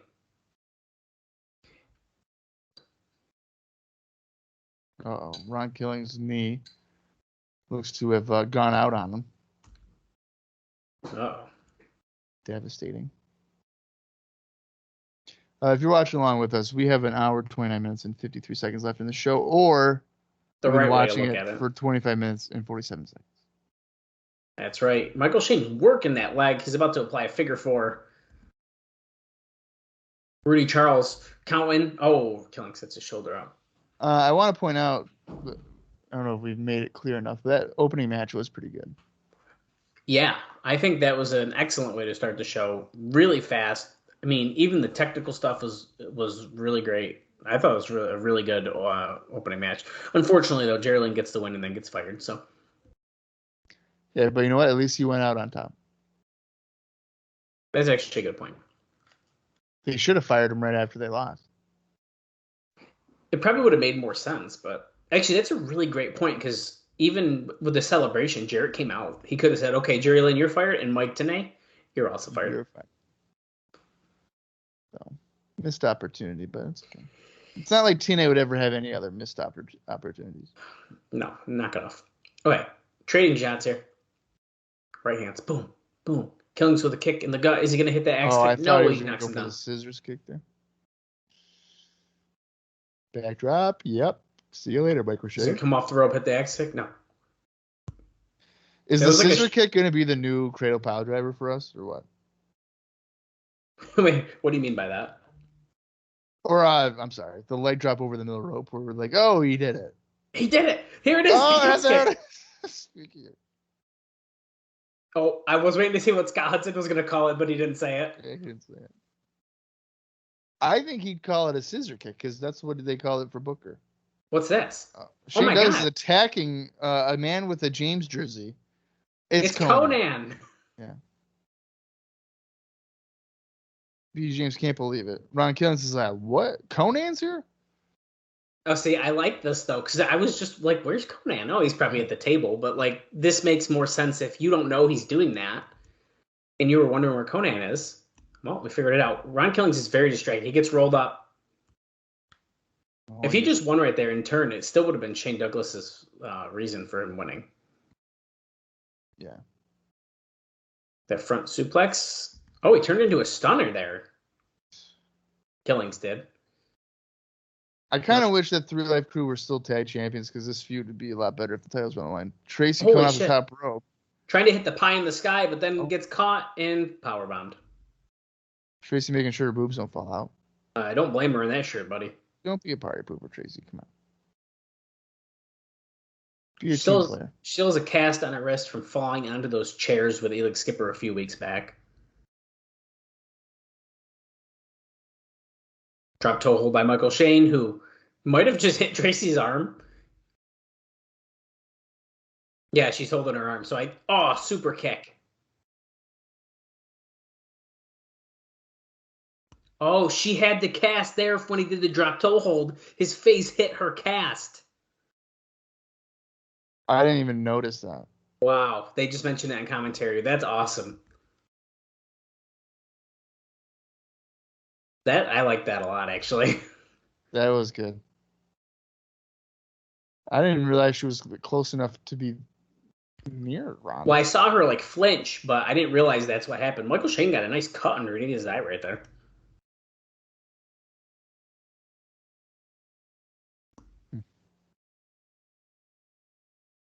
Look at Shane Douglas with his chain dancing on the stage. Yeah, that is his favorite thing to do, is to twirl a chain on his finger. I mean, did he do that before, or is that just like his TNA gimmick? No, I want to say in WCW he did it all the fucking time. He'd have a chain in his fucking boot, and he'd be like, "Oh, the referee gonna notice me twirling this thing?" It makes a nice visual, I guess, for the crowd, but Yeah, but every match right. or segment that he's in. Whoa. Red shirts are going to be taking on El Leon and Dustin Rhodes, Kid Cash just said. Terry Taylor's interviewing our group here. Red shirts, Glenn Gilberti, David Young, and then Kid Cash walked in. But, they're talking about exposing Kid Cash. You guys better get it done. I didn't even realize David Young was there. He's hiding in the back in a black shirt. Glenn Gilberti looks like he's about to be fighting Triple H at a SummerSlam street fight match. Or a non-sanctioned match. Non-sanctioned. He just said they're fighting the ICP in a street fight tonight. And David Young said, I don't want to do it. He said, I'm not afraid of clowns, Glenn. But they don't make me comfortable.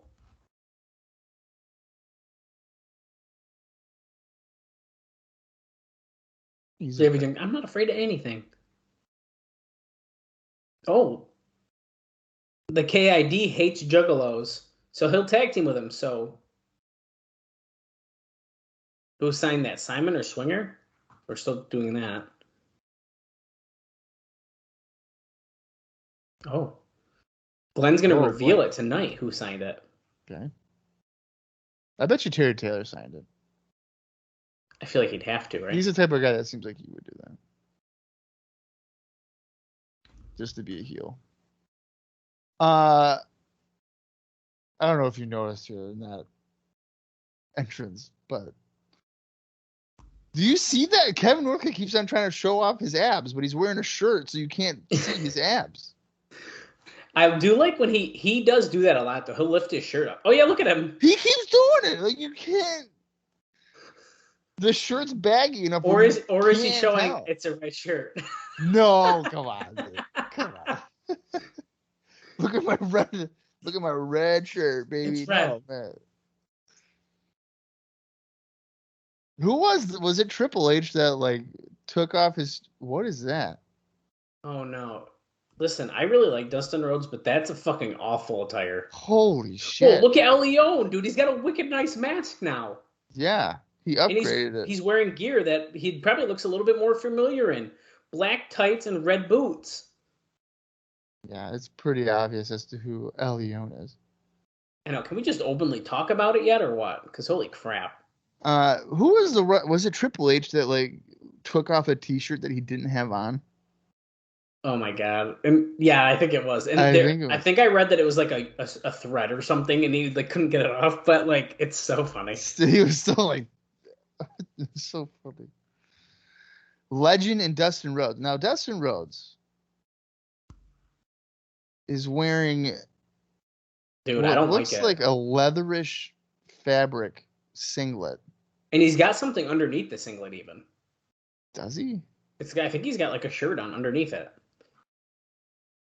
It's an interesting choice. Yeah, it is. And I would have probably preferred his like street fight look that he fought Jarrett in, to be honest. Yes.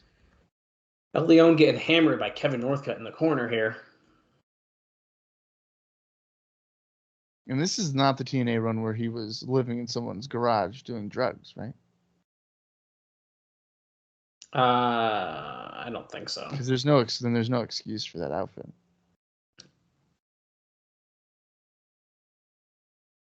In my opinion, it's pretty rough. You can hear a pin drop, by the way, in the crowd right now because they don't give a shit about this match. El Leon with a kick in the corner, followed by a clothesline to Legend. I need to know the reason of putting a mask on this guy. That's all I'm saying. I wonder if in Puerto Rico there was like a storyline where like he couldn't be there or something, so they just put a mask on. Oh, Tom yeah, that very well could be it. I don't know if we have an IWA Puerto Rico correspondent out there. Well, hey, speaking of that, it's official, by the way, Bob, that there was a plan for the TNA versus IWA deal on the next tape show. We did talk about that last week. Well, it's officially dead because of that exclusive deal with the New York investment firm to promote IWA in the US. So that no longer is. It's officially not happening. They're promoting the IWA Puerto Rico in New York? No, a New York investment firm is going to be promoting them. Yeah. So they I think it was like a financial backer kind of thing. So they're not doing this deal with TNA now. I don't know what any of that means. Well, just know that we're not getting a TNA versus IWA pay-per-view now. So we have this week? We have 2 more shows after this, and then there's another tape show. So I'm curious what they're going to do. If we're getting two live shows. If they're doing them how they said, I haven't looked ahead. Maybe I will, but.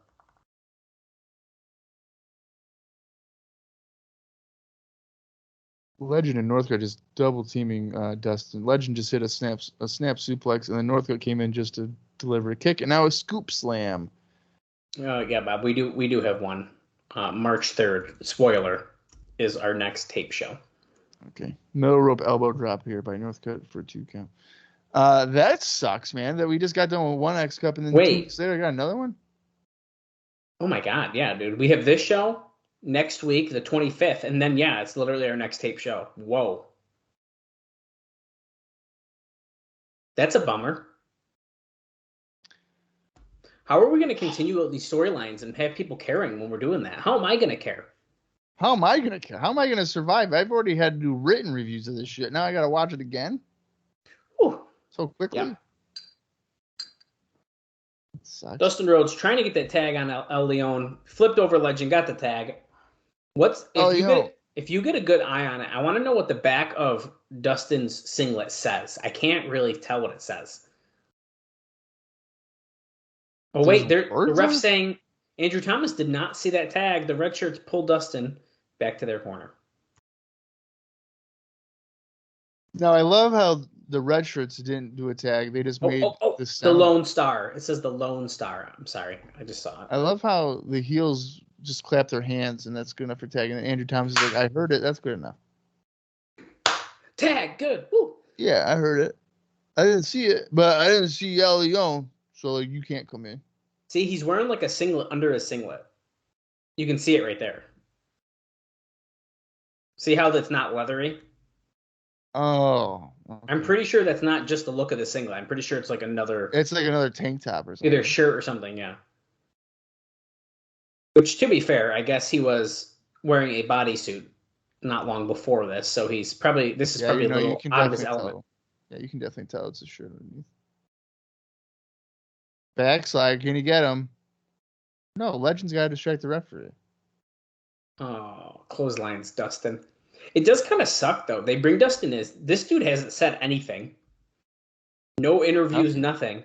And he's just thrown in this random tag match. And unfortunately, it kind of sucks. And it kind of makes you be like, why do I care about seeing Dustin Rhodes? I don't even know why he's here. Right. The Jarrett thing, I think, was a good intro for him. But this is a shitty place for him to... this is kind of a weird placement of all right, you'll lose the NWA World Title match. We'll put you with El Leon in a tag match with the red shirts. Yeah, it's weird to me. I mean, I guess were they part of the brawl after the match? I mean, I guess there's the tie-in for that, but right. Kind of seems like a weird, to pitch him to come in. It's like, oh, you'll have a good shirt, and then we'll just put you with El Leon. I don't even know if I'd bother coming in. Right. Yeah, honest with you. All I'm saying is that China better be saving this show, dude. They announced on pay-per-view last week that China's going to be here. And that's the only thing that's got me going right now. If they announced her and she didn't come on the show, the amount of epic fails that TNA has had in the last 6 months is just piling on. Can't imagine why you'd say that. That's just insane.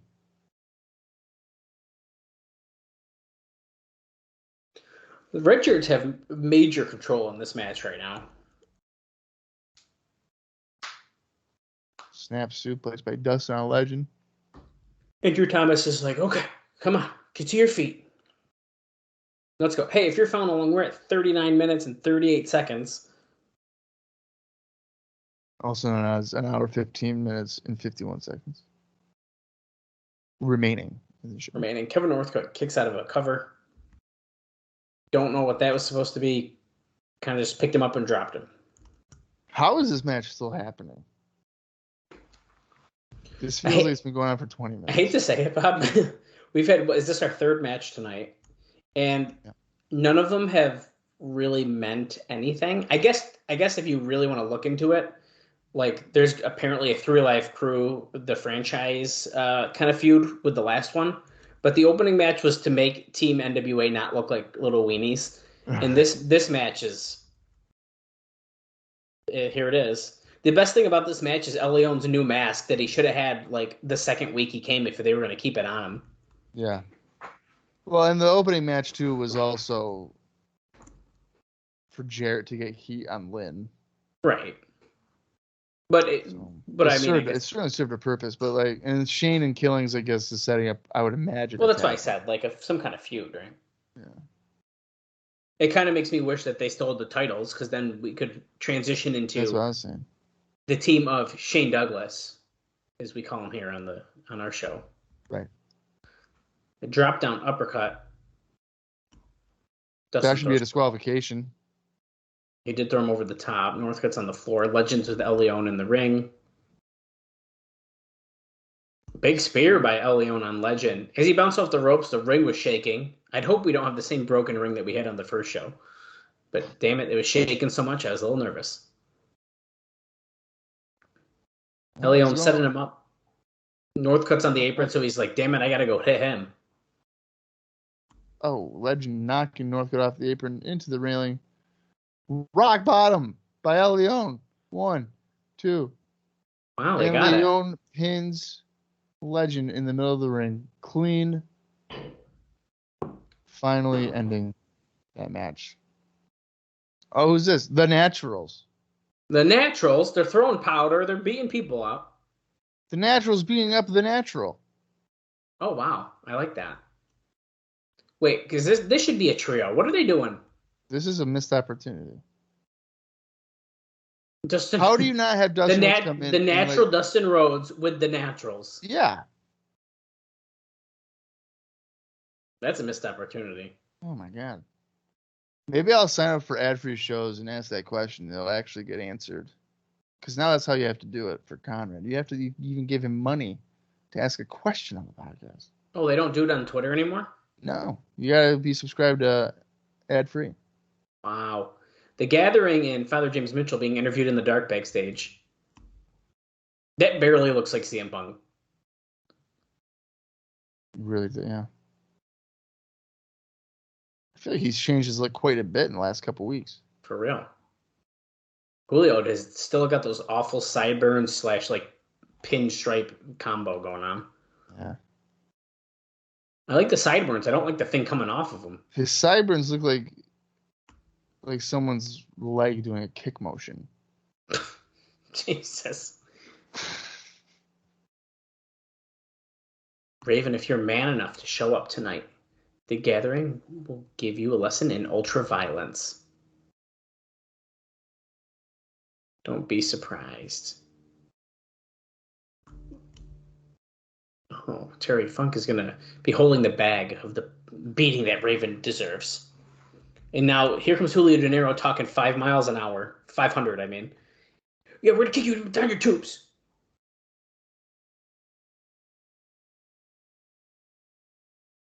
I have a version of that shirt that Punk is wearing. It's an old straight edge shirt. Mine is white, though.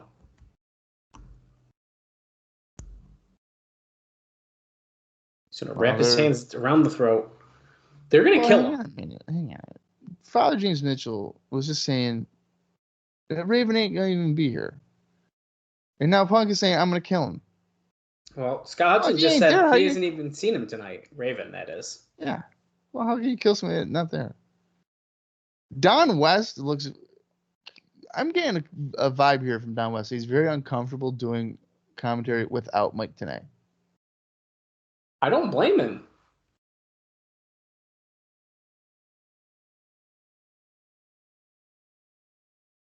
We've heard there's a new director of authority. He's here tonight. We'll see.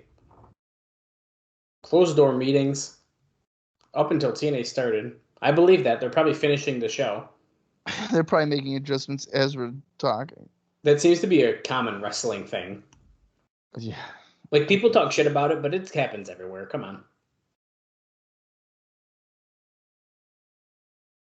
Oh, wait, there's something going on backstage. Usually TNA says this. It's the Red Shirts, Kid Cash, and David Young. I've seen these four faces way too much on tonight's show already, and we're not even an hour in. More than Who's one this? time. Oh!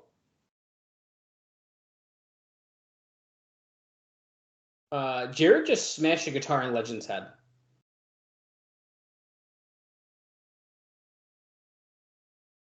Is that the end of Legend? The audio is horrible. I couldn't hear what he said, but he just gave Kevin Northcutt a ultimatum. You can either come through that door or you can leave. Is that the beginning of a Northcutt singles run here? I feel like it is, right? We're seeing a throwback to the Johnny Fairplay interview with Mike Tenay. And Bob, wow, that is in fact Legend's final TNA appearance. That's unfortunate. Well, here comes the most. You gotta not here it comes, but a video package of the most hated man in America. But by God, if you tell him, hey, you hate him, he is very upset by it. Johnny Fairplay getting press slammed by. Bob's trying to get us more heat. There we go. He's saying, I do TNA wrestling every Wednesday night on pay-per-view on the early show. Oh, they actually showed footage. This works out very badly. That's called a concussion and back spasms for 3 weeks. I like how he's wearing a neck brace and then openly just nodding his head as if he's not wearing a neck brace. Lollipop is in the ring, which is odd. Let's fucking go, Lollipop. And our announcer, whose name I forgot again. Fuck. The Ultimate Ladies Man. Walsh? The Cat's Meow. Playgirl's Playmate of the Year. The greatest show on earth. Johnny Fairplay. Oh my God, Lollipop is going to be with Fairplay. What's this music? He's coming out alone. That seems risky. It has Survivor vibes. I think that's the point. Well, yeah. I like his video package of like him being interviewed. He has a magazine. He's got a sling on. He's got a neck brace on.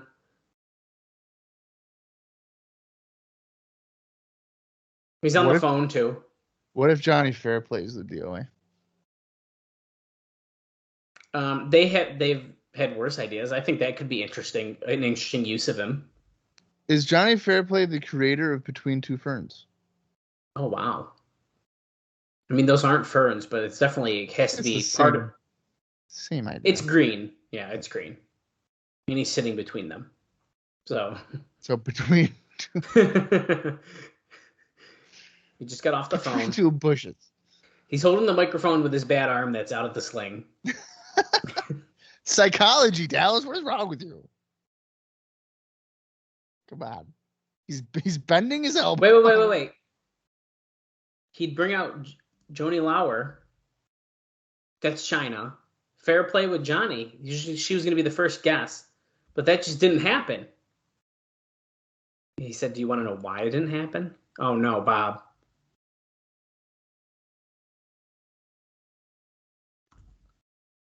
He got ridiculous demand after ridiculous demand. Did he just... Talking about first-class plane tickets. Hey, no one flies first class in TNA besides Johnny Fairplay.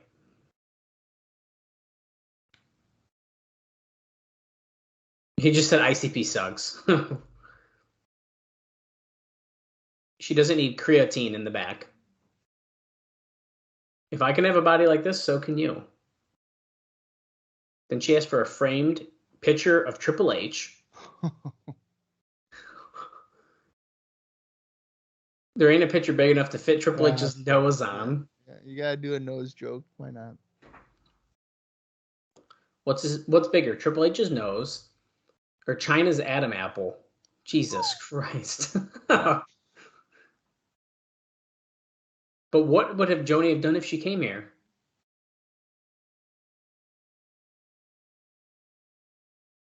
Talking about selling direct mail.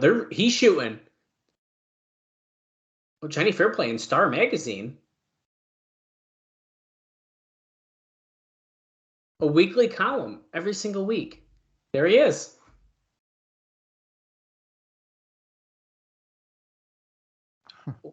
He did his homework. He downloaded a new CD.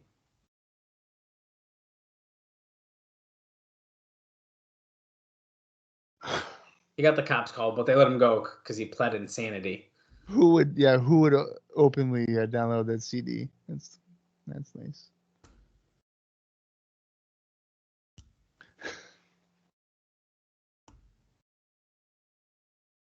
I love how he's talking with his hand that's in the sling, dude. I love and that. he's just moving it around, clearly not injured. And I thought early in the thing, he muttered, "Oh, this is injured."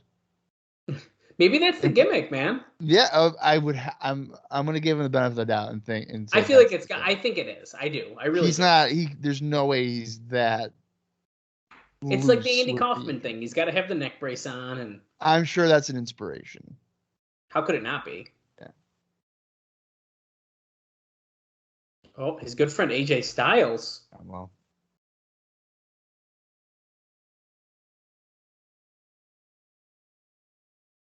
When I'm done with you, AJ, I'm going to own that trailer. See, now this is a good. I feel like this is a good promo. Yeah, I actually really, really like this. And I'm not kissing ass. I actually think this is way better use of him. Yes, than... it's not. He's not doing corny shit. He's kind of doing a shootish promo with a level of reality to it, and he's kind of being more of like a person instead of an over the top character. But here comes AJ Styles. Yeah, I agree with that, Bob. Everything you said. Styles is in ring gear. He's got the tag team title on his shoulder and a microphone in hand. Lollipop being like Fair Play's like assistant is awesome, by the way. I do like it, and it makes you hate Fair Play more, I think. I know I do. Right, because we like Lollipop. We like Lollipop. I remember we did see a little hint of that in the interview with Mike Tenay. He like shooed her away after she brought him a drink. So that's right. Okay, Styles face to face with Fair Play in the ring. I do have a note on China. I'm going to hold it till after this segment is over because this is pretty interesting.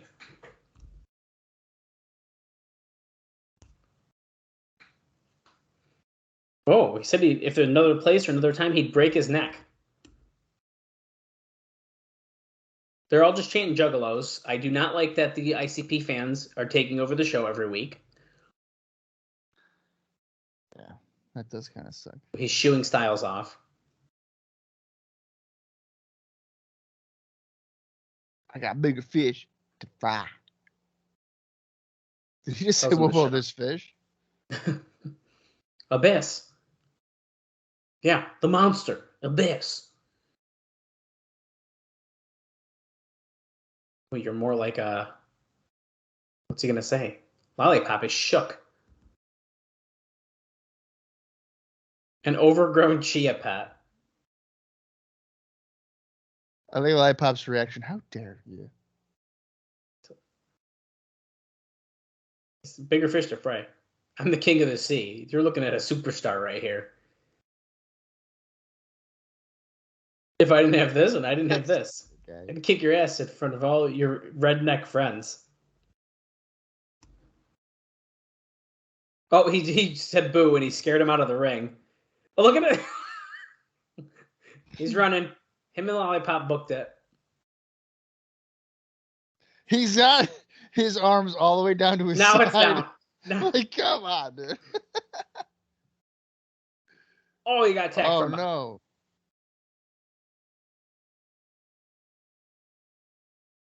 He's bringing him back between the two ferns.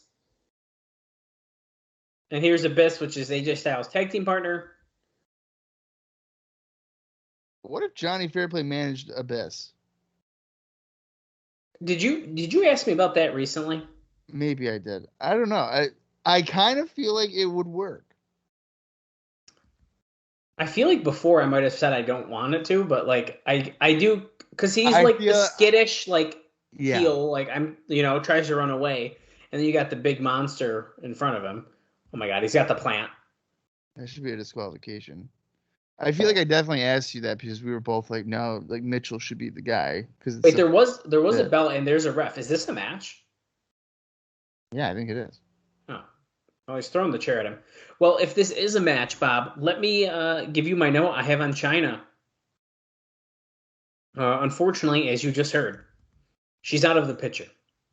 Um, the company decided on February 17th, the day before the show, not to use her due to late demands on her side and the decision that since the plan was for a long-term program that they didn't trust that she'd be around long enough. She made it clear in negotiations that she's not interested in doing anything physical and didn't like the idea of feuding with Trinity, which was proposed to her as a way to make Trinity a star. Things were falling apart all weekend. China is also back with Sean Waltman, which may surprise a lot of people, but I can't say it was surprising. This is from Dave. Since when things were at their worst between them, their problems were making headlines a few months back. Waltman had talked about being back with her. So they announced something again, and it didn't happen again. That's tough. If AJ anything, just got sent hard into the railing there. By yeah, the it way. looks like is his shoulder bleeding. I would say, if anything, I understand if you didn't want to. I would have just tried to do one appearance if you were going to do it. Do it on this show. And I don't know if I even think the usage of Trinity, I don't understand that because like the way that they've handled her, there's no way that I think she comes out looking like a star.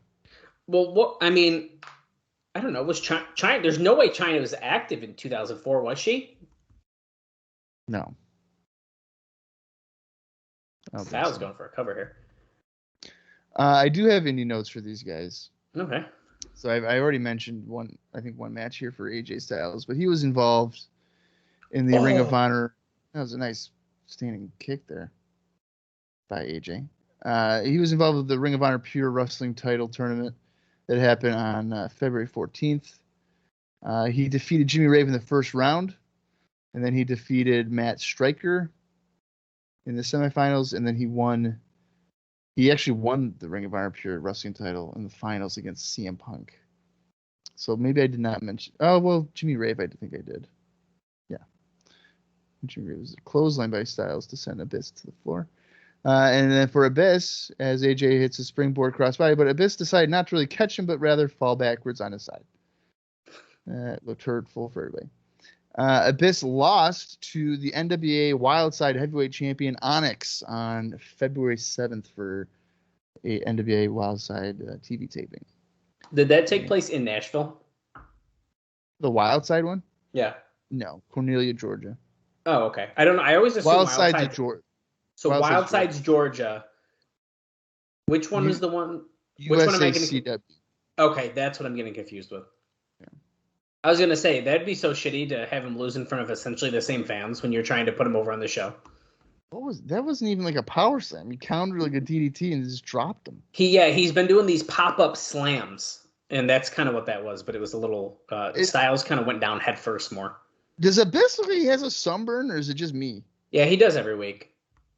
But like, look at that. He didn't even lift up his arms on the press slam. I know. No, Abyss always has a sunburn. Maybe he took over AJ Styles' landscaping business. Oh, that's a thought. Is that all of your indie news? For these two, yeah. Oh, okay. I didn't know if I cut you off. I'd like to point out China's last match before this appearance was supposed to happen was on December 15th, 2002 in New Japan.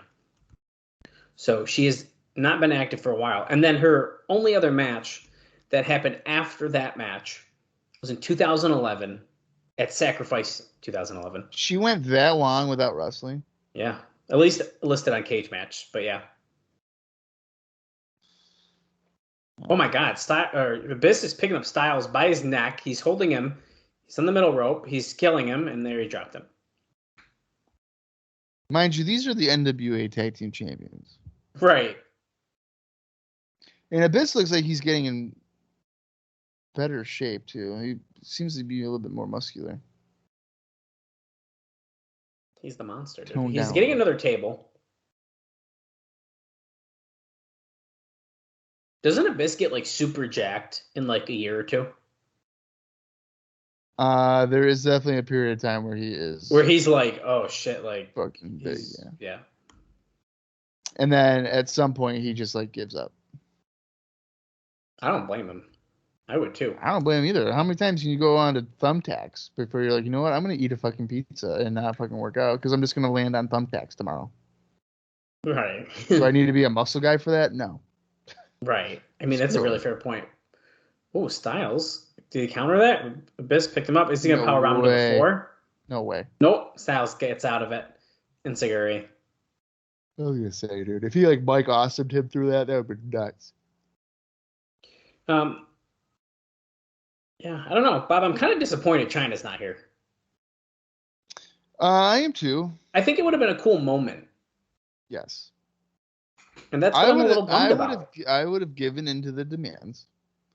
And then after the show, when she's like, okay, cool, when should I expect my information for next week? And I'd be like, don't.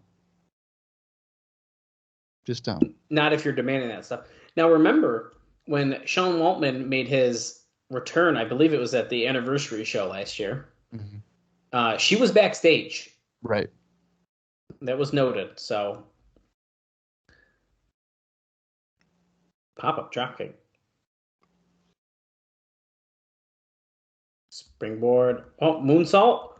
Oh, if Styles just fell with him, that would have looked so good.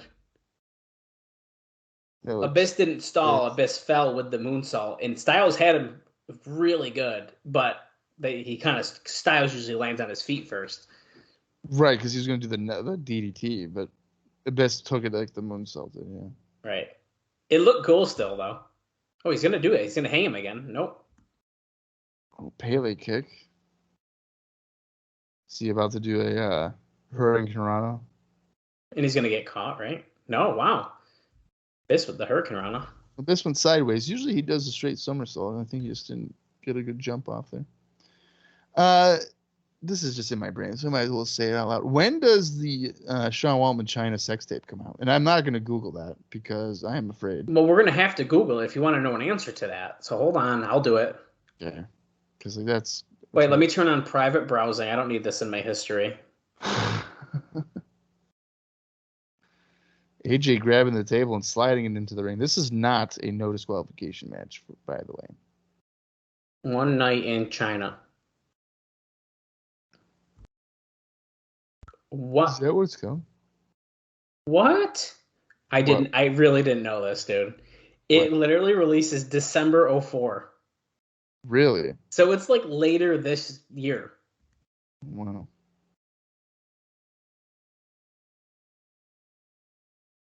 I thought it would have been earlier than that, to be honest. I thought it was 2005. Oh, wow. See, I got my dates all messed up. I mean, I guess I was off by a month. But I thought it was okay. Well, guys, stay tuned for our bonus episode coming December. Oh, my God. We're going to cover the 18-year anniversary of One Night in China. Nope. Come on, Bob. Why not? Are you kidding me? Why would I want to do that?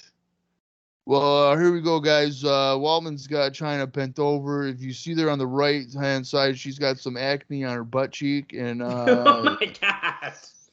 Abyss crotching AJ Styles on the top turnbuckle.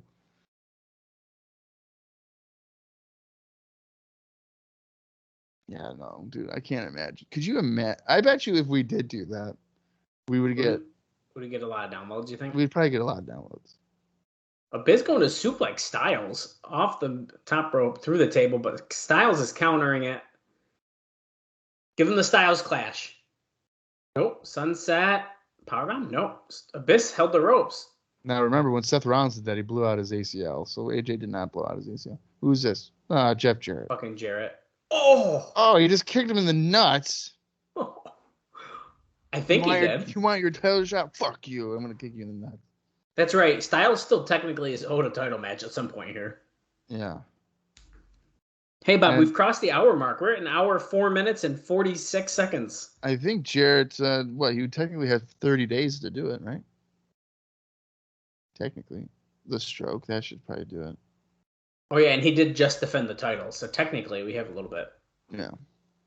I bet you that'll be the return show. After the next taped one, that's got to be what they do, right?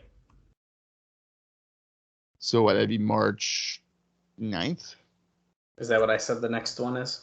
Well, the tape shows the second, you said. Oh, no. Oh, yeah. You're right. So it's either the 9th third, or so it's the 10th. The 10th. I could see that, yeah. Okay. Oh. The legs broke, but Styles did not go through the table. Don't worry, though. Oh, Abyss, what are you doing? Don't. Yeah, okay, thank you, Jeff, for putting him Don't do it. Oh, and then the table's tipping over because the legs are broken, and then Abyss almost literally broke AJ's face with a splash off the middle rope, breaking literally barely the left side of the table. Chris Harris has ran out with his 1984 NWA t-shirt, saving AJ Styles, and that probably is going to lead to a tag match with Harris and Styles. I would have to assume, right? I mean, I would do it. Why not?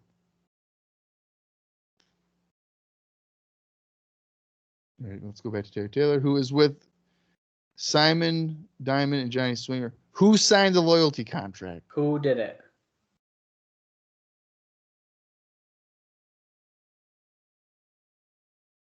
I think Terry thinks it's fucking Swinger.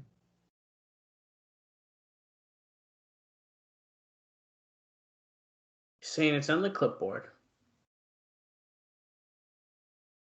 Oh wait, Bob. There's some confusion on Cage Match. The America's X Cup Special 2, which is the spoiler. I'm sorry, I spoiled it. That actually ends up taking place on the 10th. So there's some date confusion. Oh, okay. I'm pretty sure. Yes, so that's actually on the 10th. So the 17th is when I would assume we're going to see Jarrett versus Styles. That's my guess. Swinger is telling Diamond they've been friends for years. Why would he start lying now? The way that Swinger is acting, he was very somber, now, right? It seems somber to me, which makes me lead to believe that maybe he's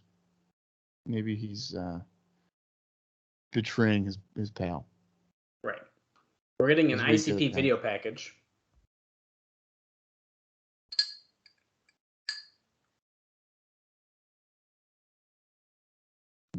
And moves out.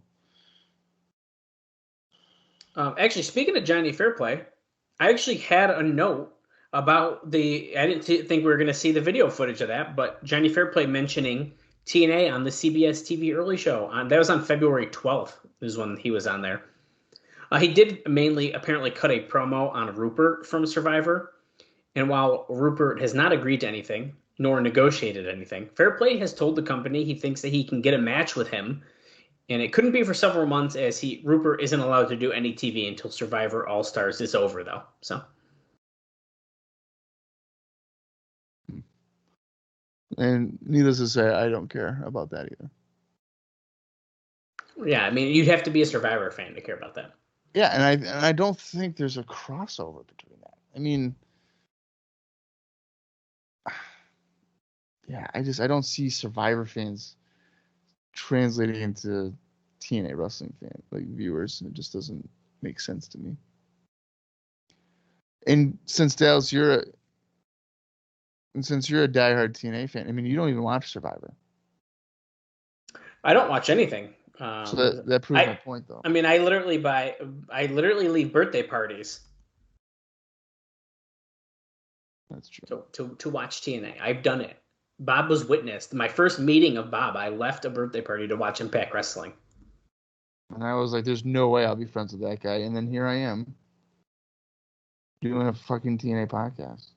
I hope that we get to the Impact episode in which you left the birthday party. We'd have to do a date. I'd have to look up the dates and be like, this is it. This is the one. Well, I mean, I'd have to figure out the person's birthday, and then we could figure out the year very easily. I think it's 2011. I think you're probably right about that. And I'm going to look up the birthday right now. And Juggalo Street Fight coming up next. Glenn Gilberti coming out.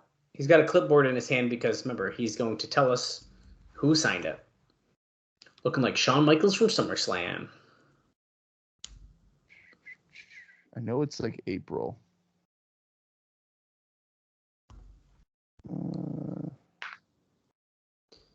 From Johnson City, She Tennessee. doesn't have her birthday on here. Oh, wait. Yeah, she does. Yes, I did. Oh, it's the day before me. April 5th. Oh, really? Yeah. So then we're going to go and we're going to look up the April 5th, 2011 Impact. Kid Cash has a sign, but I can't read it. And he literally, why does he have a loaf of bread? Bobby's throwing bread into the crowd. Why is he doing that? I don't fucking know. A loaf of Colonial. Oh, they're throwing it back. They just threw it back.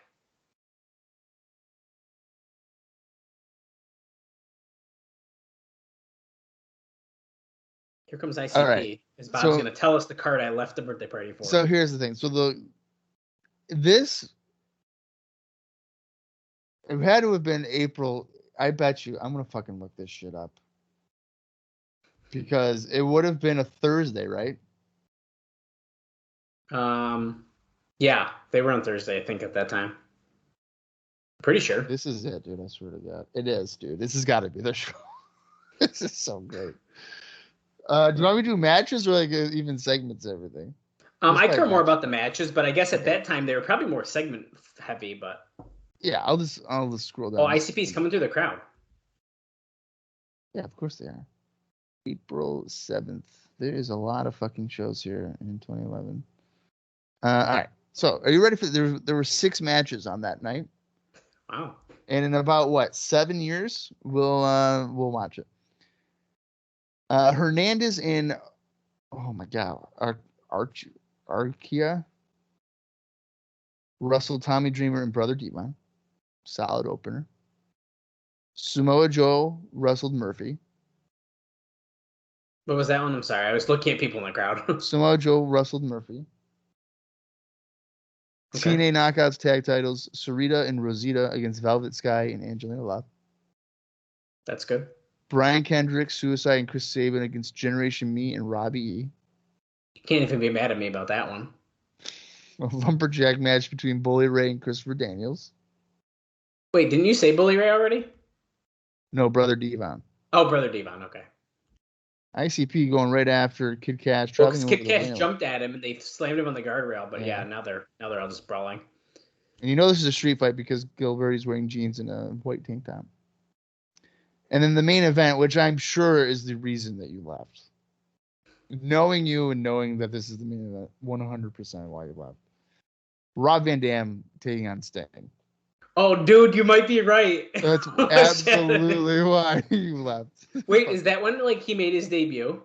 No, Sting made his debut in 2010. No, or Rob Van Dam made his debut in 2010. Okay. No, you're right. Yeah, that's probably why. Absolutely why. I know you and your taste in wrestling. Sting and Rob Van Dam. I gotta go. Dude, Sting. I gotta get out of here. Speaking of, I know since it could have, you know what? It could have been 2012 though too. I feel like I definitely knew you for at least a year. Or no, yeah, we were probably friends by more than just acquaintances by 2012, but that 2011 is. But I think that's when we first met. Yeah.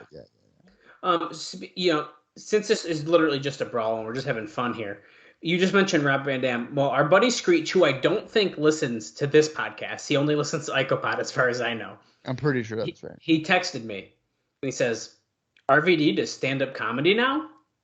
And I said, news to me. So we then had a conversation about RVD doing stand-up comedy, which I thought was kind of funny. What is with everyone thinking that they can be a stand-up comedian? Oh, I don't know, man. What jokes could RVD have?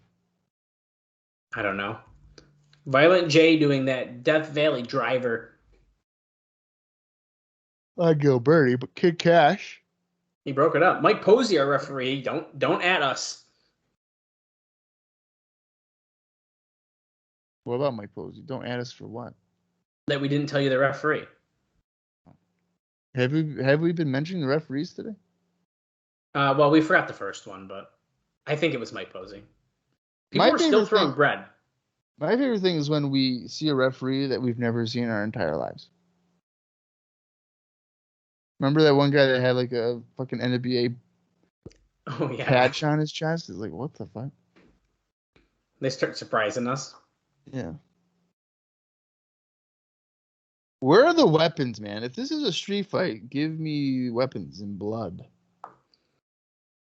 What are we waiting for? I don't know. Violent J is holding his own here. Jab, punch, jab, jab, punch, punch. Another punch. That was a weird way to take the ropes. Why does he do that way? Oh, a clothesline spear combo to Violent J. Shay, too dope. On the top rope. And missile dropkick. Crowd's going nuts. Do you think that ICP works so well as like an act in wrestling because they're like they have that charisma and they're like they have this very identifiable look? You think that's really what kind of carries them around in the wrestling world? Because do they not just look like crazy wrestlers that got face paint on? Well, I don't think they look like wrestlers. Well, they're like that outlandish character. Yeah, but what is their character? They're just clowns. Yeah. And do not tell me that you can't be a clown in wrestling, okay, Bob? We all know No, your I'm favorite not wrestler is Doink, I enjoy heel especially in 95. Well, that's a lie. What the fuck was double brainbuster, I guess, there on Kid Cash? That did not look pretty.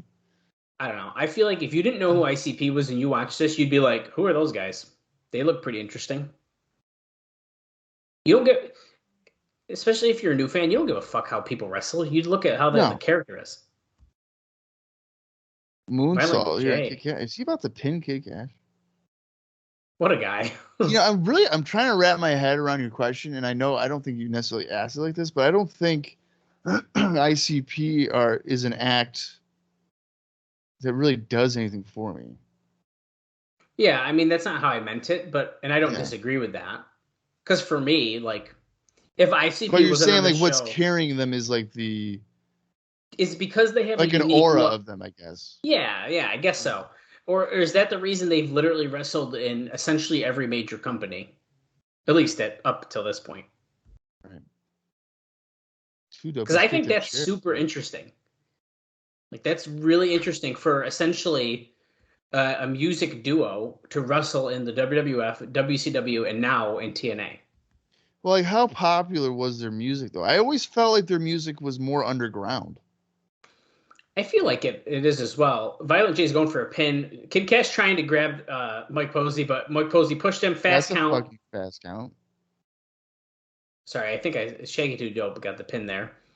I agree, but I mean, if you look at how many people it drew to the Asylum, even alone, we've gotten essentially sellouts every time they've been here because of them, and I think it's very clear it's because of them. Yeah, no, it absolutely is because of them. Too Tough Tony was I'm looking up their like record sales and stuff because I mean, what year is it? So we're in 2004, right? So like 97. By all accounts, is like their best CD. The Great Malenko, which I think I have heard that, which had 1.7 million sales, which is good. I think even in it's more than I've sold, so well, a lot more than I've even. Yeah. So in 2000 they had 2 albums. Oh, Kid Cash just slapped Posey. So that's a $10,000. Are we gonna get a referee fucking feud now too? Wait, Mike Posey is a worker, remember. We haven't seen him wrestle yet. Oh, too late. That's true. They're throwing bread in the ring again. David Young. Spinebuster, and that pretty much kills Posey. So in 2000, ICP had 2 albums, and combined it was 400 grand for sales, 400,000. 2002 they had 500,000. Here's Swinger and Diamond. Swinger's like, I gotta take my shirt off. Swinger cut his hair. Yeah, he did. He's doing the clipboard. Simon Diamond's looking at the names. He looked up. Oh no! He's looking at Gilberti. Oh, I thought. Wait, why is my name on this? He told Simon Diamond, "I told you." Was it Swinger Swinger? looks like I didn't do that. Did Gilberti's like forge it? I feel like he did, and I feel like they mentioned like that could be a possibility. Kid Cash is about to fight an audience member ringside.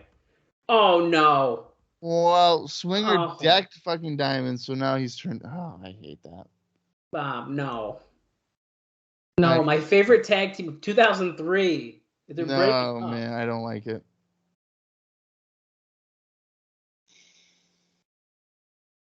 It's just an unnecessary heel turn, I think. They probably wanted to do this so they could break up a team, and unfortunately, I think that's more of a team that you kind of care about. It's not like if they broke up David Young and Gilberti, people would be like, "Oh no." Right. However, we have talked many times, and we have said that we think Simon Diamond in a singles role could be pretty interesting. So I think you've done right, yeah. Oh, here's Goldilocks for Terry Taylor. And then the last thing for ICP, though, here in 2004, it was released on August 31st. They had 220 grand in the record sales. So they definitely have a decent following, I would say, at this point. Goldilocks is like, I used to do this for a job, Terrence Taylor. Why'd I do this, Derek Watts? She's going nuts. No goes and low blows, baby.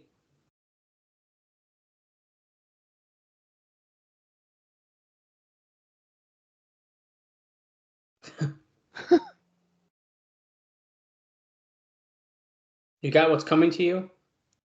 Hey, today! Mike today said, I He's need to talk to fired. you now. The fuck is he doing here? Don West is so happy. That's my friend. Mike today. That's my Okay, friend. so Goldilocks is a nut now. I kind of like it. Yep.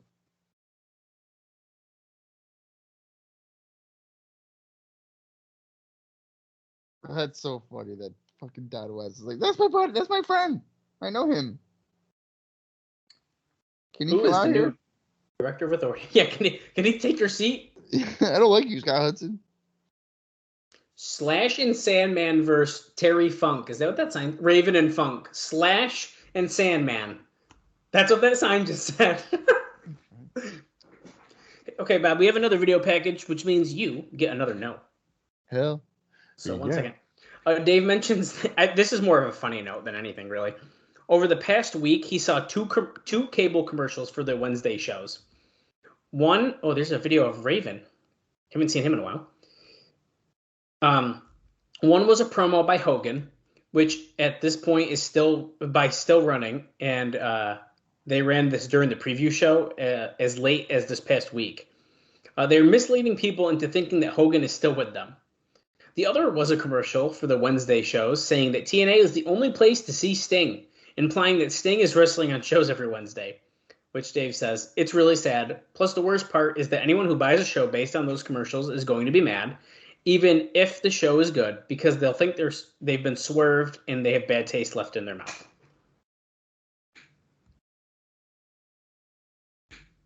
Yeah, I mean, I'm not surprised that TNA is, I guess you could say, trying to false advertise that you can see Sting every week. Because if I saw that and I was like, oh shit, I get to watch this Wednesday, I have $10, I can watch Sting, I put it on there, and it's like you don't even get a mention of the guy, I would be very annoyed by that. Right.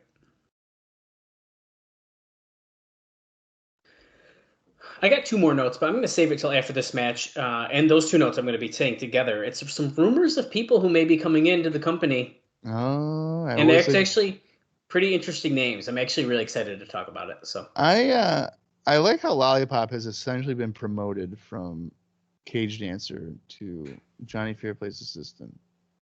Right. And now the two cage dancers are extremely lackluster for me. So that's disappointing. Yeah. Does Raven show up? Is it going to be a true tag match, or is it just going to be Terry Funk? I would not be shocked if it was just Terry Funk, but we've heard the rumors that Raven should be coming back tonight. So I'm really hoping this. Punk has the Pepsi logo on his shorts tonight. He doesn't normally have that. No, he does not. One side has the X's, one side has the Pepsi logos. I'm surprised he never got in trouble for like wearing Right. Pepsi. I actually have a very early CM Punk indie shirt that I bought, and it's really cool. It's a big Pepsi logo, and I forgot exactly what it says on it. It's in my closet. I have worn it once, and that was when I went to meet CM Punk. It's the only time I've ever worn it. And he was even because you go through an autograph line and then you go to do your picture separately. When I went to the picture line, he was like, "Wait, you weren't wearing that earlier?" And I was like, "Yeah, I was." So even he was like, "Yo, that shirt, like that's pretty cool." So the fact that he remembered that you weren't wearing that shirt is interesting to me. yeah, isn't that funny?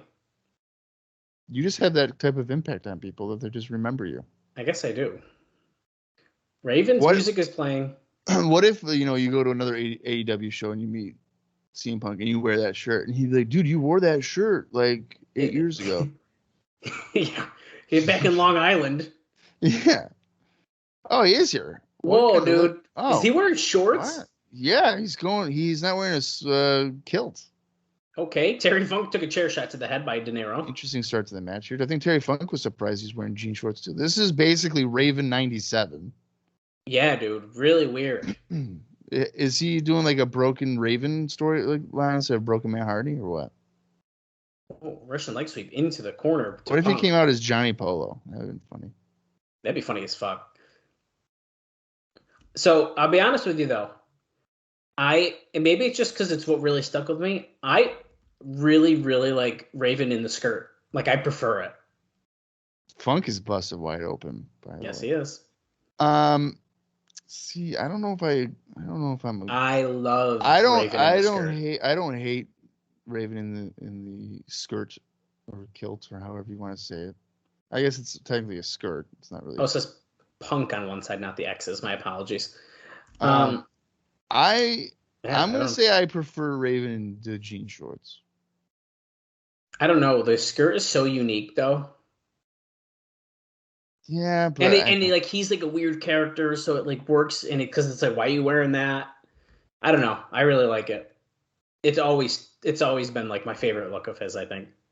Don't get me wrong. It's definitely unique. I mean, there's for sure. But I think for me, I think I like the shorts. I mean, I don't blame you. I think that was a weird double kick thing. Yeah, that was weird. Raven's hair is dyed black, like very dark black. Mm-hmm. Terry's busted wicked bad. Yeah, he's bleeding buckets here, folks. Off of a chair shot by De Niro. Well, is Terry Funk the partner Raven's been looking for? I don't know. I'm going to say no. I don't think Raven needs a fucking partner, if you want my honest opinion. That's probably fair. I don't mind Raven having like a following, like with the Gathering or whoever else. But as like a tag team partner, no thanks. No. Raven should be the leader of a group, like you said. And speaking of which, I have fucking indie news for these people. Oh, okay.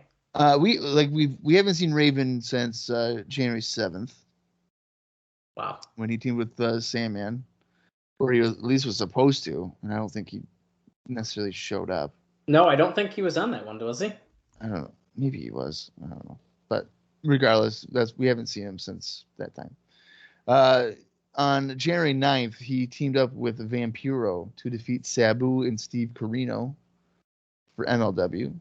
And then the next night, he lost to Vampiro at an MLW show on January 10th in a Clockwork Orange House of Fun match. Oh. Which I don't know if that's accurate stipulation, if I'm remembering correctly, but I'm not sure. On January 24th, Raven retained the 3PW Heavyweight Championship against the Sandman in the tables, ladders, and chairs match. On January 31st, Raven defeated CM Punk. February 8th, he teamed up with Sabu to defeat Dyson Price and Shane Douglas for BCW versus PTW Vendetta in Michigan. And on February 14th, Raven lost the USA Pro Heavyweight Championship to Shane Douglas, as there was a stunner there by Funk on Punk. Speaking of Punk, he was involved in the Ring of Honor Pure Wrestling Championship tournament that I noted earlier that he lost to AJ Styles in the finals. But before he got to the finals, he defeated John Walters in the first round, and then he defeated Doug Williams in the semifinals on February 14th. That's the most recent stuff. He did have, I don't know if did I note that he, no, I guess I didn't. Punk was involved with World 1, their debut tour. On February 6th, he defeated Greg Spitz. February 7th, he defeated Rapid Fire Maladano. And then on February 8th, he wrestled Homicide to a 15-minute draw. And that is all the indie notes for those fellas.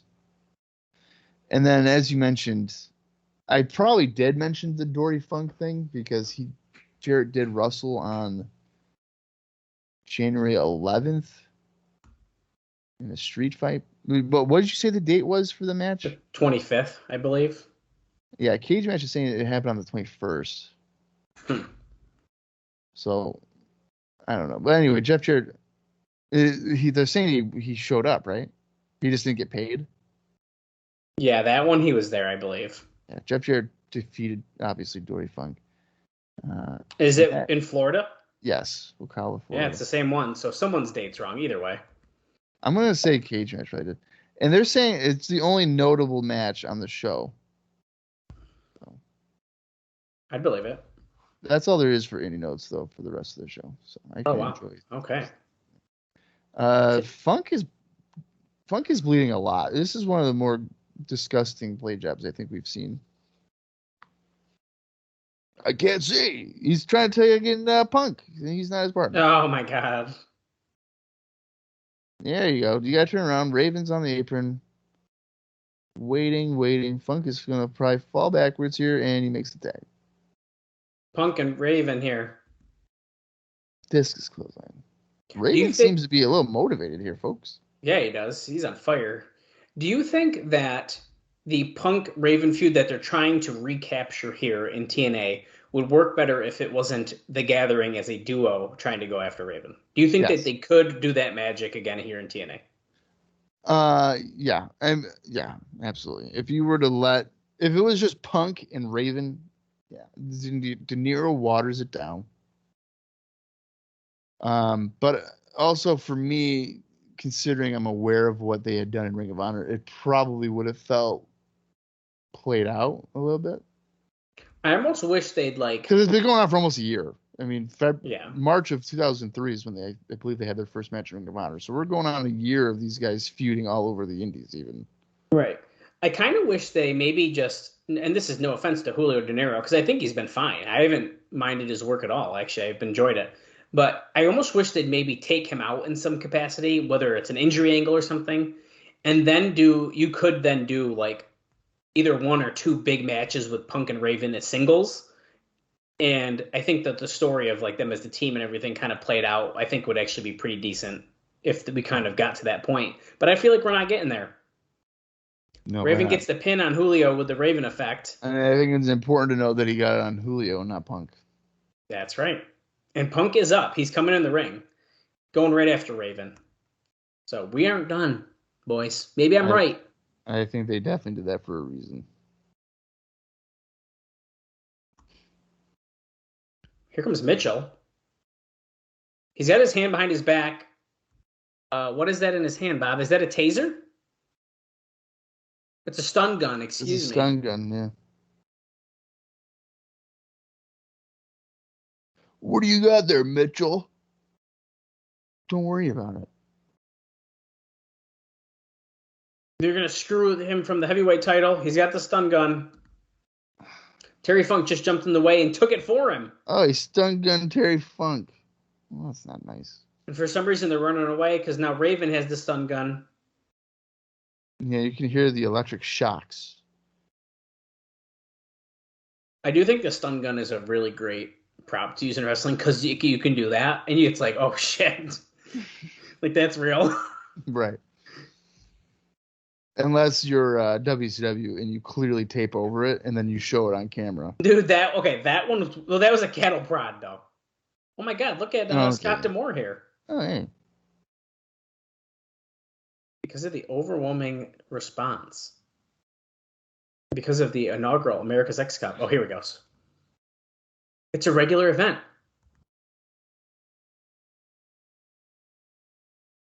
Captain Jerry Lynn, let's be honest, the whole NWA team dropped the ball bad last week.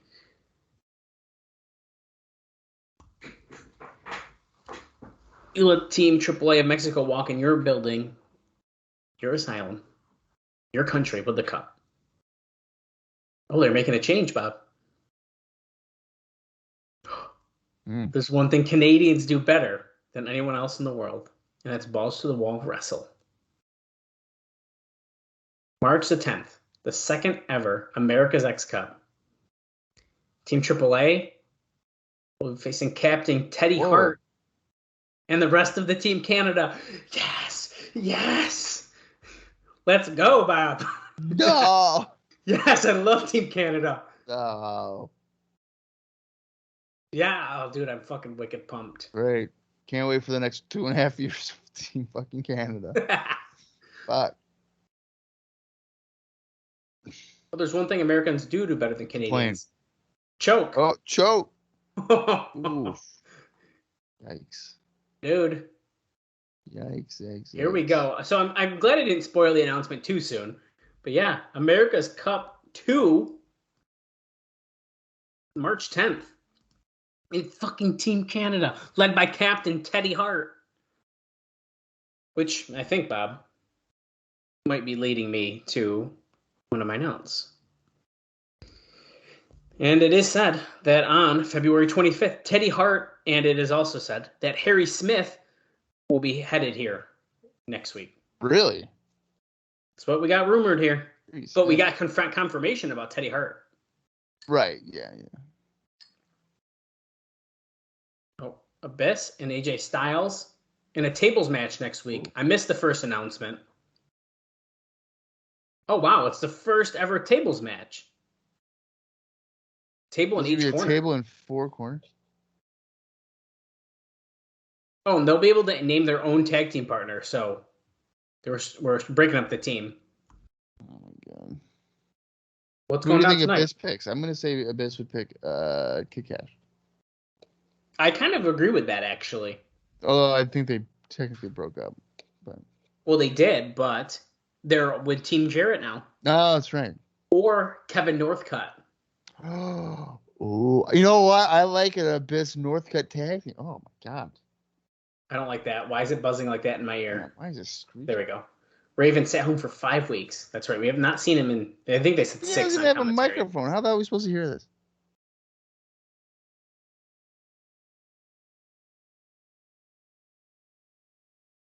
What have become of me? I look at a dusty drawer. I haven't looked at it in years. He pulled out his leather jacket, his jean shorts, and his flannel. He saw the Raven he used to be. So there's a reason he's dressed like that tonight. Yeah. Raven that's barbaric, ruthless.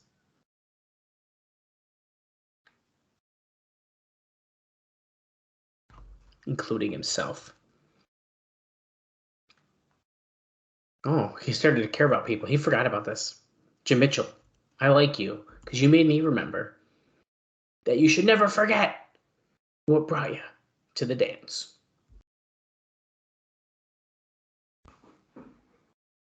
Oh, he's going to take James Mitchell's bloody intestines and shove them down his throat with a rusty fork while he's being sodomized by his own sidekicks, Julio and Punk.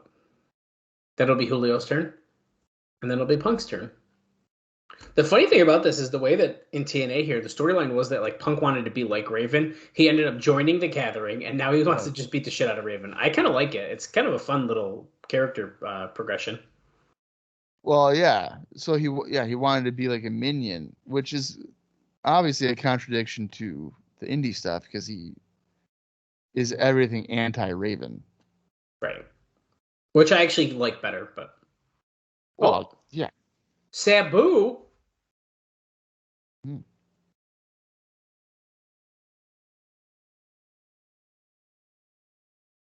I think you hear me knocking. I think I'm coming in. Quote the Raven. Nevermore. Nevermore. Nevermore. It's main event time. Hour, 40 minutes, and 2 seconds. Here comes Chris Harris. Now remember, non-title. Right. Which means what, usually? Chris Harris is about to win the NWA World Title, but then they're going to be like, wait. It's non-title. The non-title match. During the entrances here, I'm going to give you my final note of the night, Bob.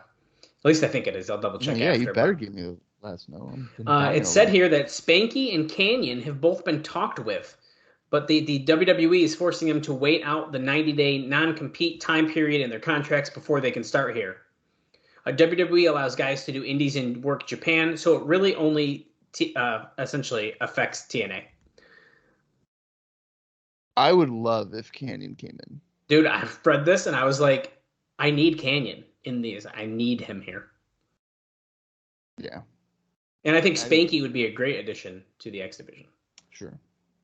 Yeah. Sure. He just says sure.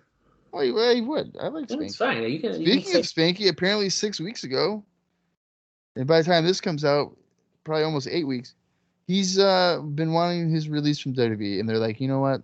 They literally just came out with that like a couple days ago. Yeah, we're not gonna tell you. We're not even gonna look at you. That makes no sense to me. How can you essentially quit a job? And then they're like, no. The contracts. But no, what I don't get, Bob, is why they release people for no reason, and then someone who wants to leave, they're like, no. Yeah, the whole thing. A contract. Okay, so a contract is two people. They're like, hey, okay, cool. If a performer is like, nah, man, I'm out, and then like, no, but then the company can be like, nah, man, we're out. It's legit. Like, it's probably in the fucking contract. It makes no sense, man. I know, I agree. No sense. The company can dictate when you're done, but you can't dictate when you're done. Corporate America, Bob. We need to change that, and that is my political stance. So when I come in and start running for office in 2024, I'm gonna, you know what? For the people. 2024. Yeah, isn't that the next election? Yeah, you running it is kind of scary. Okay. Well, pizza rolls, the price would go down by at least 75%. Wow, is that like your selling point? I'd vote.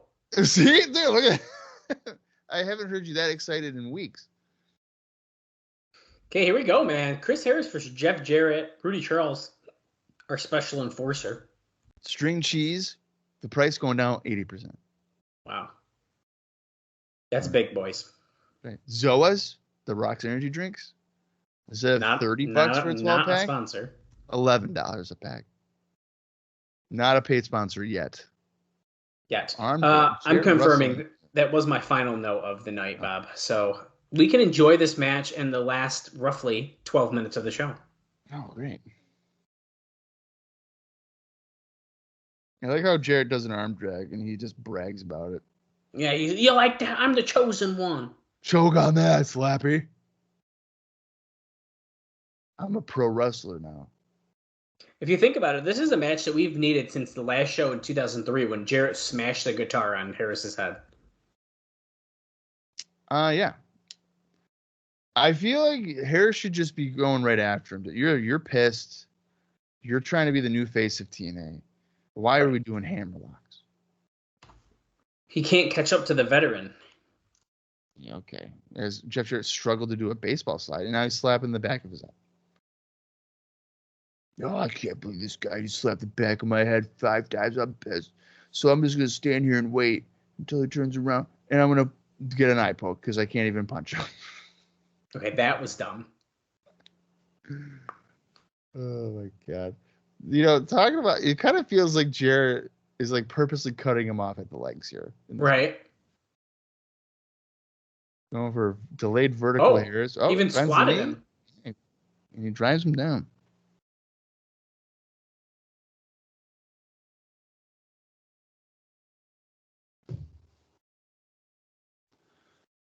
Oh, Atomic drop by Harris. What the fuck? Bob, is this one of the first shows in a while that hasn't had a title defended on it? I feel like we always have at least a title match, or I guess if anything, a number one contender match. We don't got none of that this week. Well, the X Division champion was in that 8-man, right? Right. Saban. And then the tag team champions hate each other. And then Jeff Jarrett doesn't defend the title for seemingly months on end. Clothesline over the top to the floor. Jarrett smashing his jaw on the apron, apparently. Yeah, you're right, though. It's got to be a long while since that's happened. Slingshot crossbody. Well, actually, I guess last week's episode there wasn't a title defense because of the X Cup. So. Are they going to brawl into the crowd? Could it happen? Harris is grinning. He's very happy to be doing this. Dropping Jarrett over the guardrail and chest first. We have less than 10 minutes remaining on the show. I have 9 minutes and 47 seconds remaining. Or normal people time, we're at an hour, 45 minutes, and 55 seconds. It's not normal people time. I'm bringing it back. Oh, slamming Harris against a guardrail. Jarrett's moving those steps. Hey, those are really heavy. You better watch it.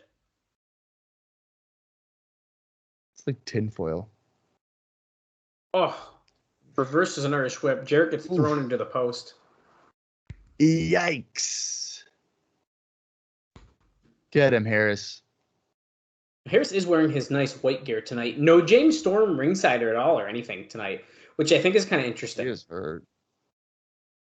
That's right, he is. But he did work Explosion recently. He did? Yeah. Even with the injury? Yeah, we talked about that last week. Well, was it taped, though, before the injury? Well, yeah, but it was he was injured and came back. And then how was this table not breaking? Jarrett just smashed Harris face first. After they they were were standing on the standing table. on it.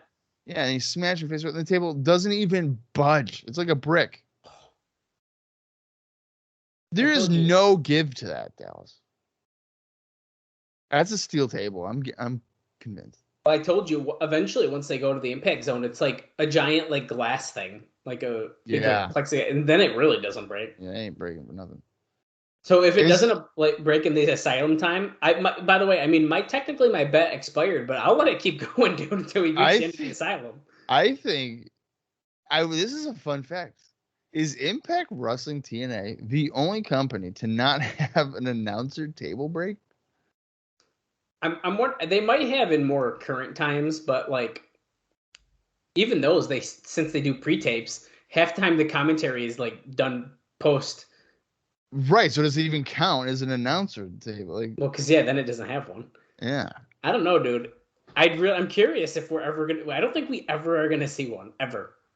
That is if anybody listening to this is subscribed to the ad-free shows, ask that question to Jeff. Hey, how come you didn't want the announcer table broken? Because it never happens. And I bet you Jeff would be like, by God, I don't think I ever realized that. Yeah, totally an accident. Totally an accident. Harris reversed the figure 4, but Jarrett looks like he sneaked out of it. Jarrett is not helping Harris look very good in this match. Not at all. And I mean, the crowd, too. The crowd, you can tell the crowd's not into this. Back suplex on Jarrett. Surprised he didn't fucking backflip out of it. This match has very much made Chris Harris feel like he's not on the level of Jeff Jarrett. And that sucks. Which is a weird sentence to say. You're not on the level of Jeff Jarrett. A career mid-carder. You're not on the same level as that. Hey, you don't talk trash about Double J. I like Double J. I like Chosen One. But I'm just speaking the facts, man. Even when he was WCW World Champion, he was basically a mid-carder. The character, yeah. The character. Yeah. The fact that I have to constantly clarify that is going to get annoying quick, but, whatever. How now? I'm impressed by Chris Harris's leaping clotheslines because he just glides and seems to stay in the air forever. Oh. That was a lazy full Nelson slam. Whatever. He did it. He got some moving. Yeah, but I wish he had more like impact. It seems like Harris might be gassed. Maybe. That bulldog out of the corner goes He's to cover. Holy puffing. crap. Rudy Charles almost jumped out of the ring for that cover. Yeah, he did. Do we have about 5 minutes left, it looks like, right? 5.5. Ref bump. Oh, of course there's a ref bump. Why wouldn't there be? I'm thinking that Chris Harris hasn't worked singles matches a lot, and he's like, oh my God, I got to wrestle 10 minutes on my own. Oh, stroke. Oh my God, pin him. I dare you. Pin him. Do it. You cowards. Who's this? Oh, Kid Cash running up. 1, 2. Oh, he kicked out. Yeah. Took too long. No one kicks out of the stroke. He wants the belt. He's selling Cash to get him the belt. Oh, there he goes. He's got it. Oh, no. Is he going to hit the ref or? Oh, no. He's going to hit her. He was staring right at Rudy. Spear. 1, 2. Oh. Kick out. This end part of the match, we're trying to relive that America's Most Wanted, like, close covers thing, I feel like. And like you said, the crowd, unfortunately, has already kind of checked out of this one. I was gonna say that's why like the close covers aren't going to work because they've checked out. It's tough to get them back at that point. A knee breaker here by Jarrett. Now he's going for the figure four in the middle of the ring, but he gets pushed into the ropes by a Harris boot and a slow moving tilt-a-whirl power slam. 1, 2. Bah! Sticks the arm straight up. That's barely a kick out because he just raises his arm. Yeah. See, Scott Hudson's even like, I was about to say Chris Harris is the new champion, but you know what? It's a non-title match. Totally forgot that was a thing. Misses a crossbody out the top rope. Jeff Jarrett's like, yeah, see that, folks. I'm smart. I'm Double J. Yeah, the stroke? Nope. There's elbows free. Into the ropes. Catatonic? Yes. Wow. He hits wow. it. Harris is like that. 1, 2. He would have had 3, but Cash got up on the apron and yelled at Rudy that if he counts, he's going to be fired. How is that how they fucking stop that pin from happening? Because he threatened he's going to get fired if he counts it. Oh, my God. If you're a referee and you stop because you're getting yelled at by Kid Cash, give me a fucking break. Remember, they made all the referees and security sign it, so he cannot breach his contract. Harris knocks Cash off the apron. I mean, I guess that's a good point about the referee thing. Leg drop off the top by Harris. 1, 2. Dude, okay, the crowd is giving a lot of heat to Cash right now. He's brought it back here. I like how fucking Rudy had his arm up and he's like looking at it like, oh my God, do I do it? Yeah, he's good. Well, there's a title shot. You know what? If I'm Rudy Charles, I should be like, dude, I know there's a new D.O.A. coming out, so maybe I'll get my job back anyway. 1, 2, 3. That's a 3. That's how we get it. That finish sucks. You know what? That's a disappointing match. It was. It really was. Everyone's giving him the finger in the crowd.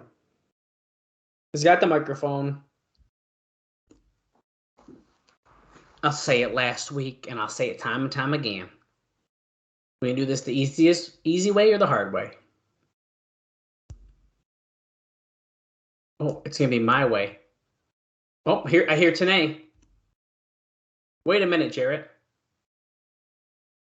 I ain't fired no more.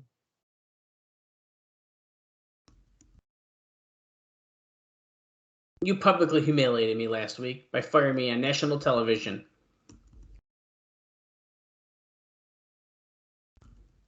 By depriving me. For a week. TNA owners are watching this, which, because he's in the ring. You're wrong about TNA being the new Who's the D.O.A. new DOA? You have no business being here. You're right. I was fired last week, but I was rehired tonight.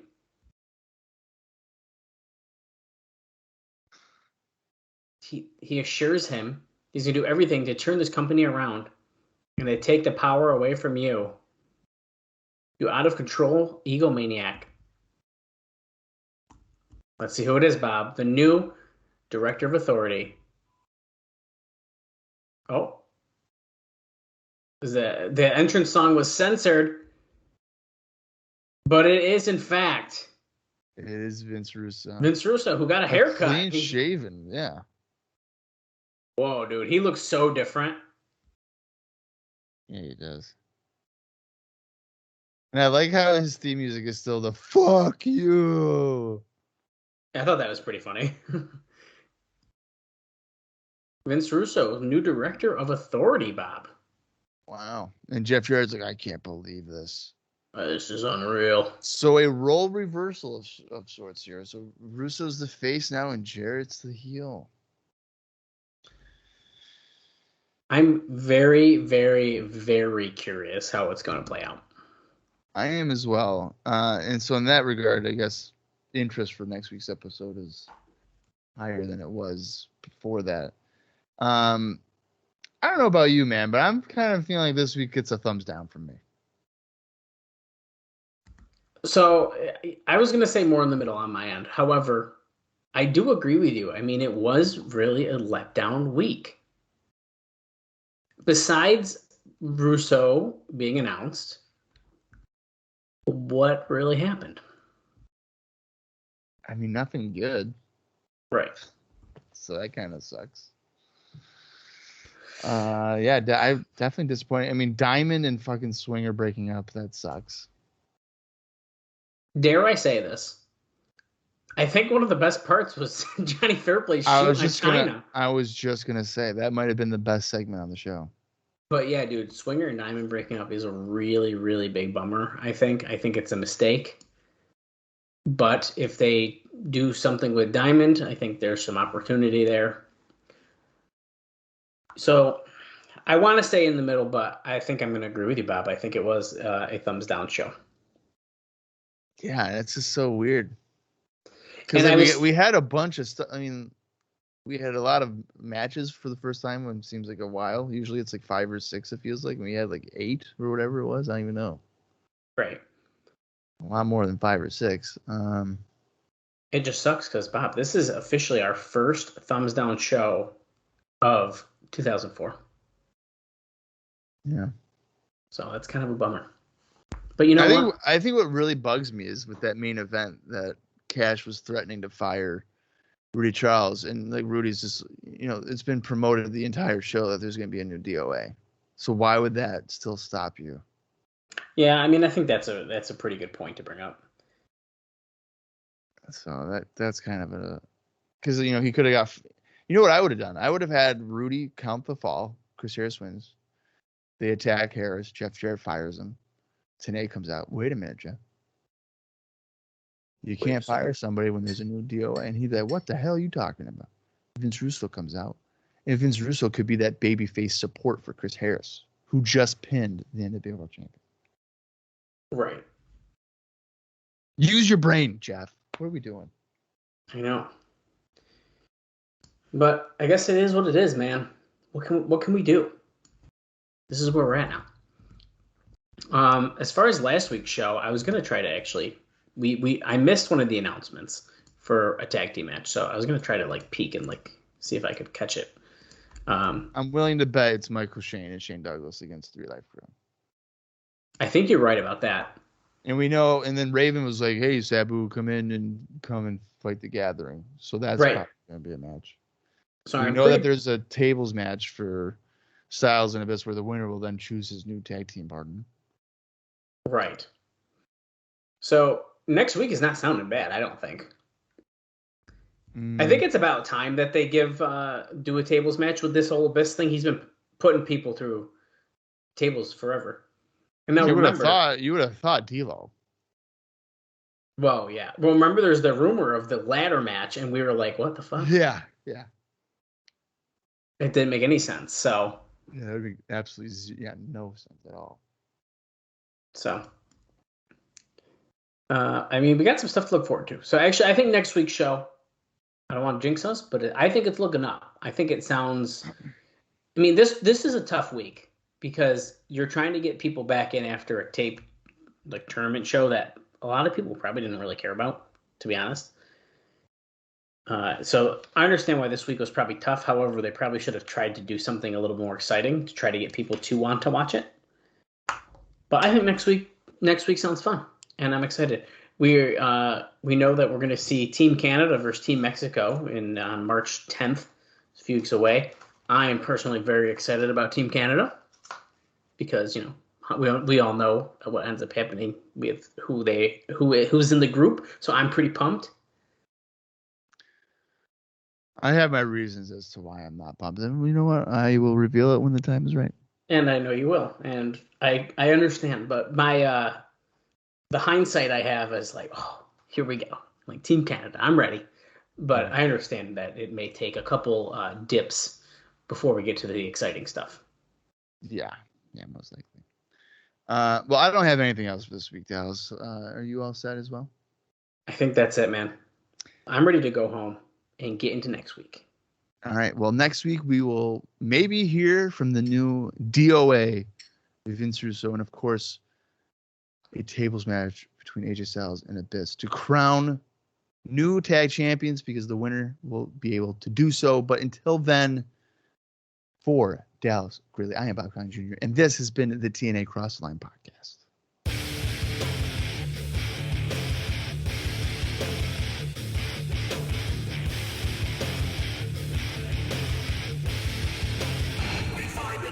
Is guilty.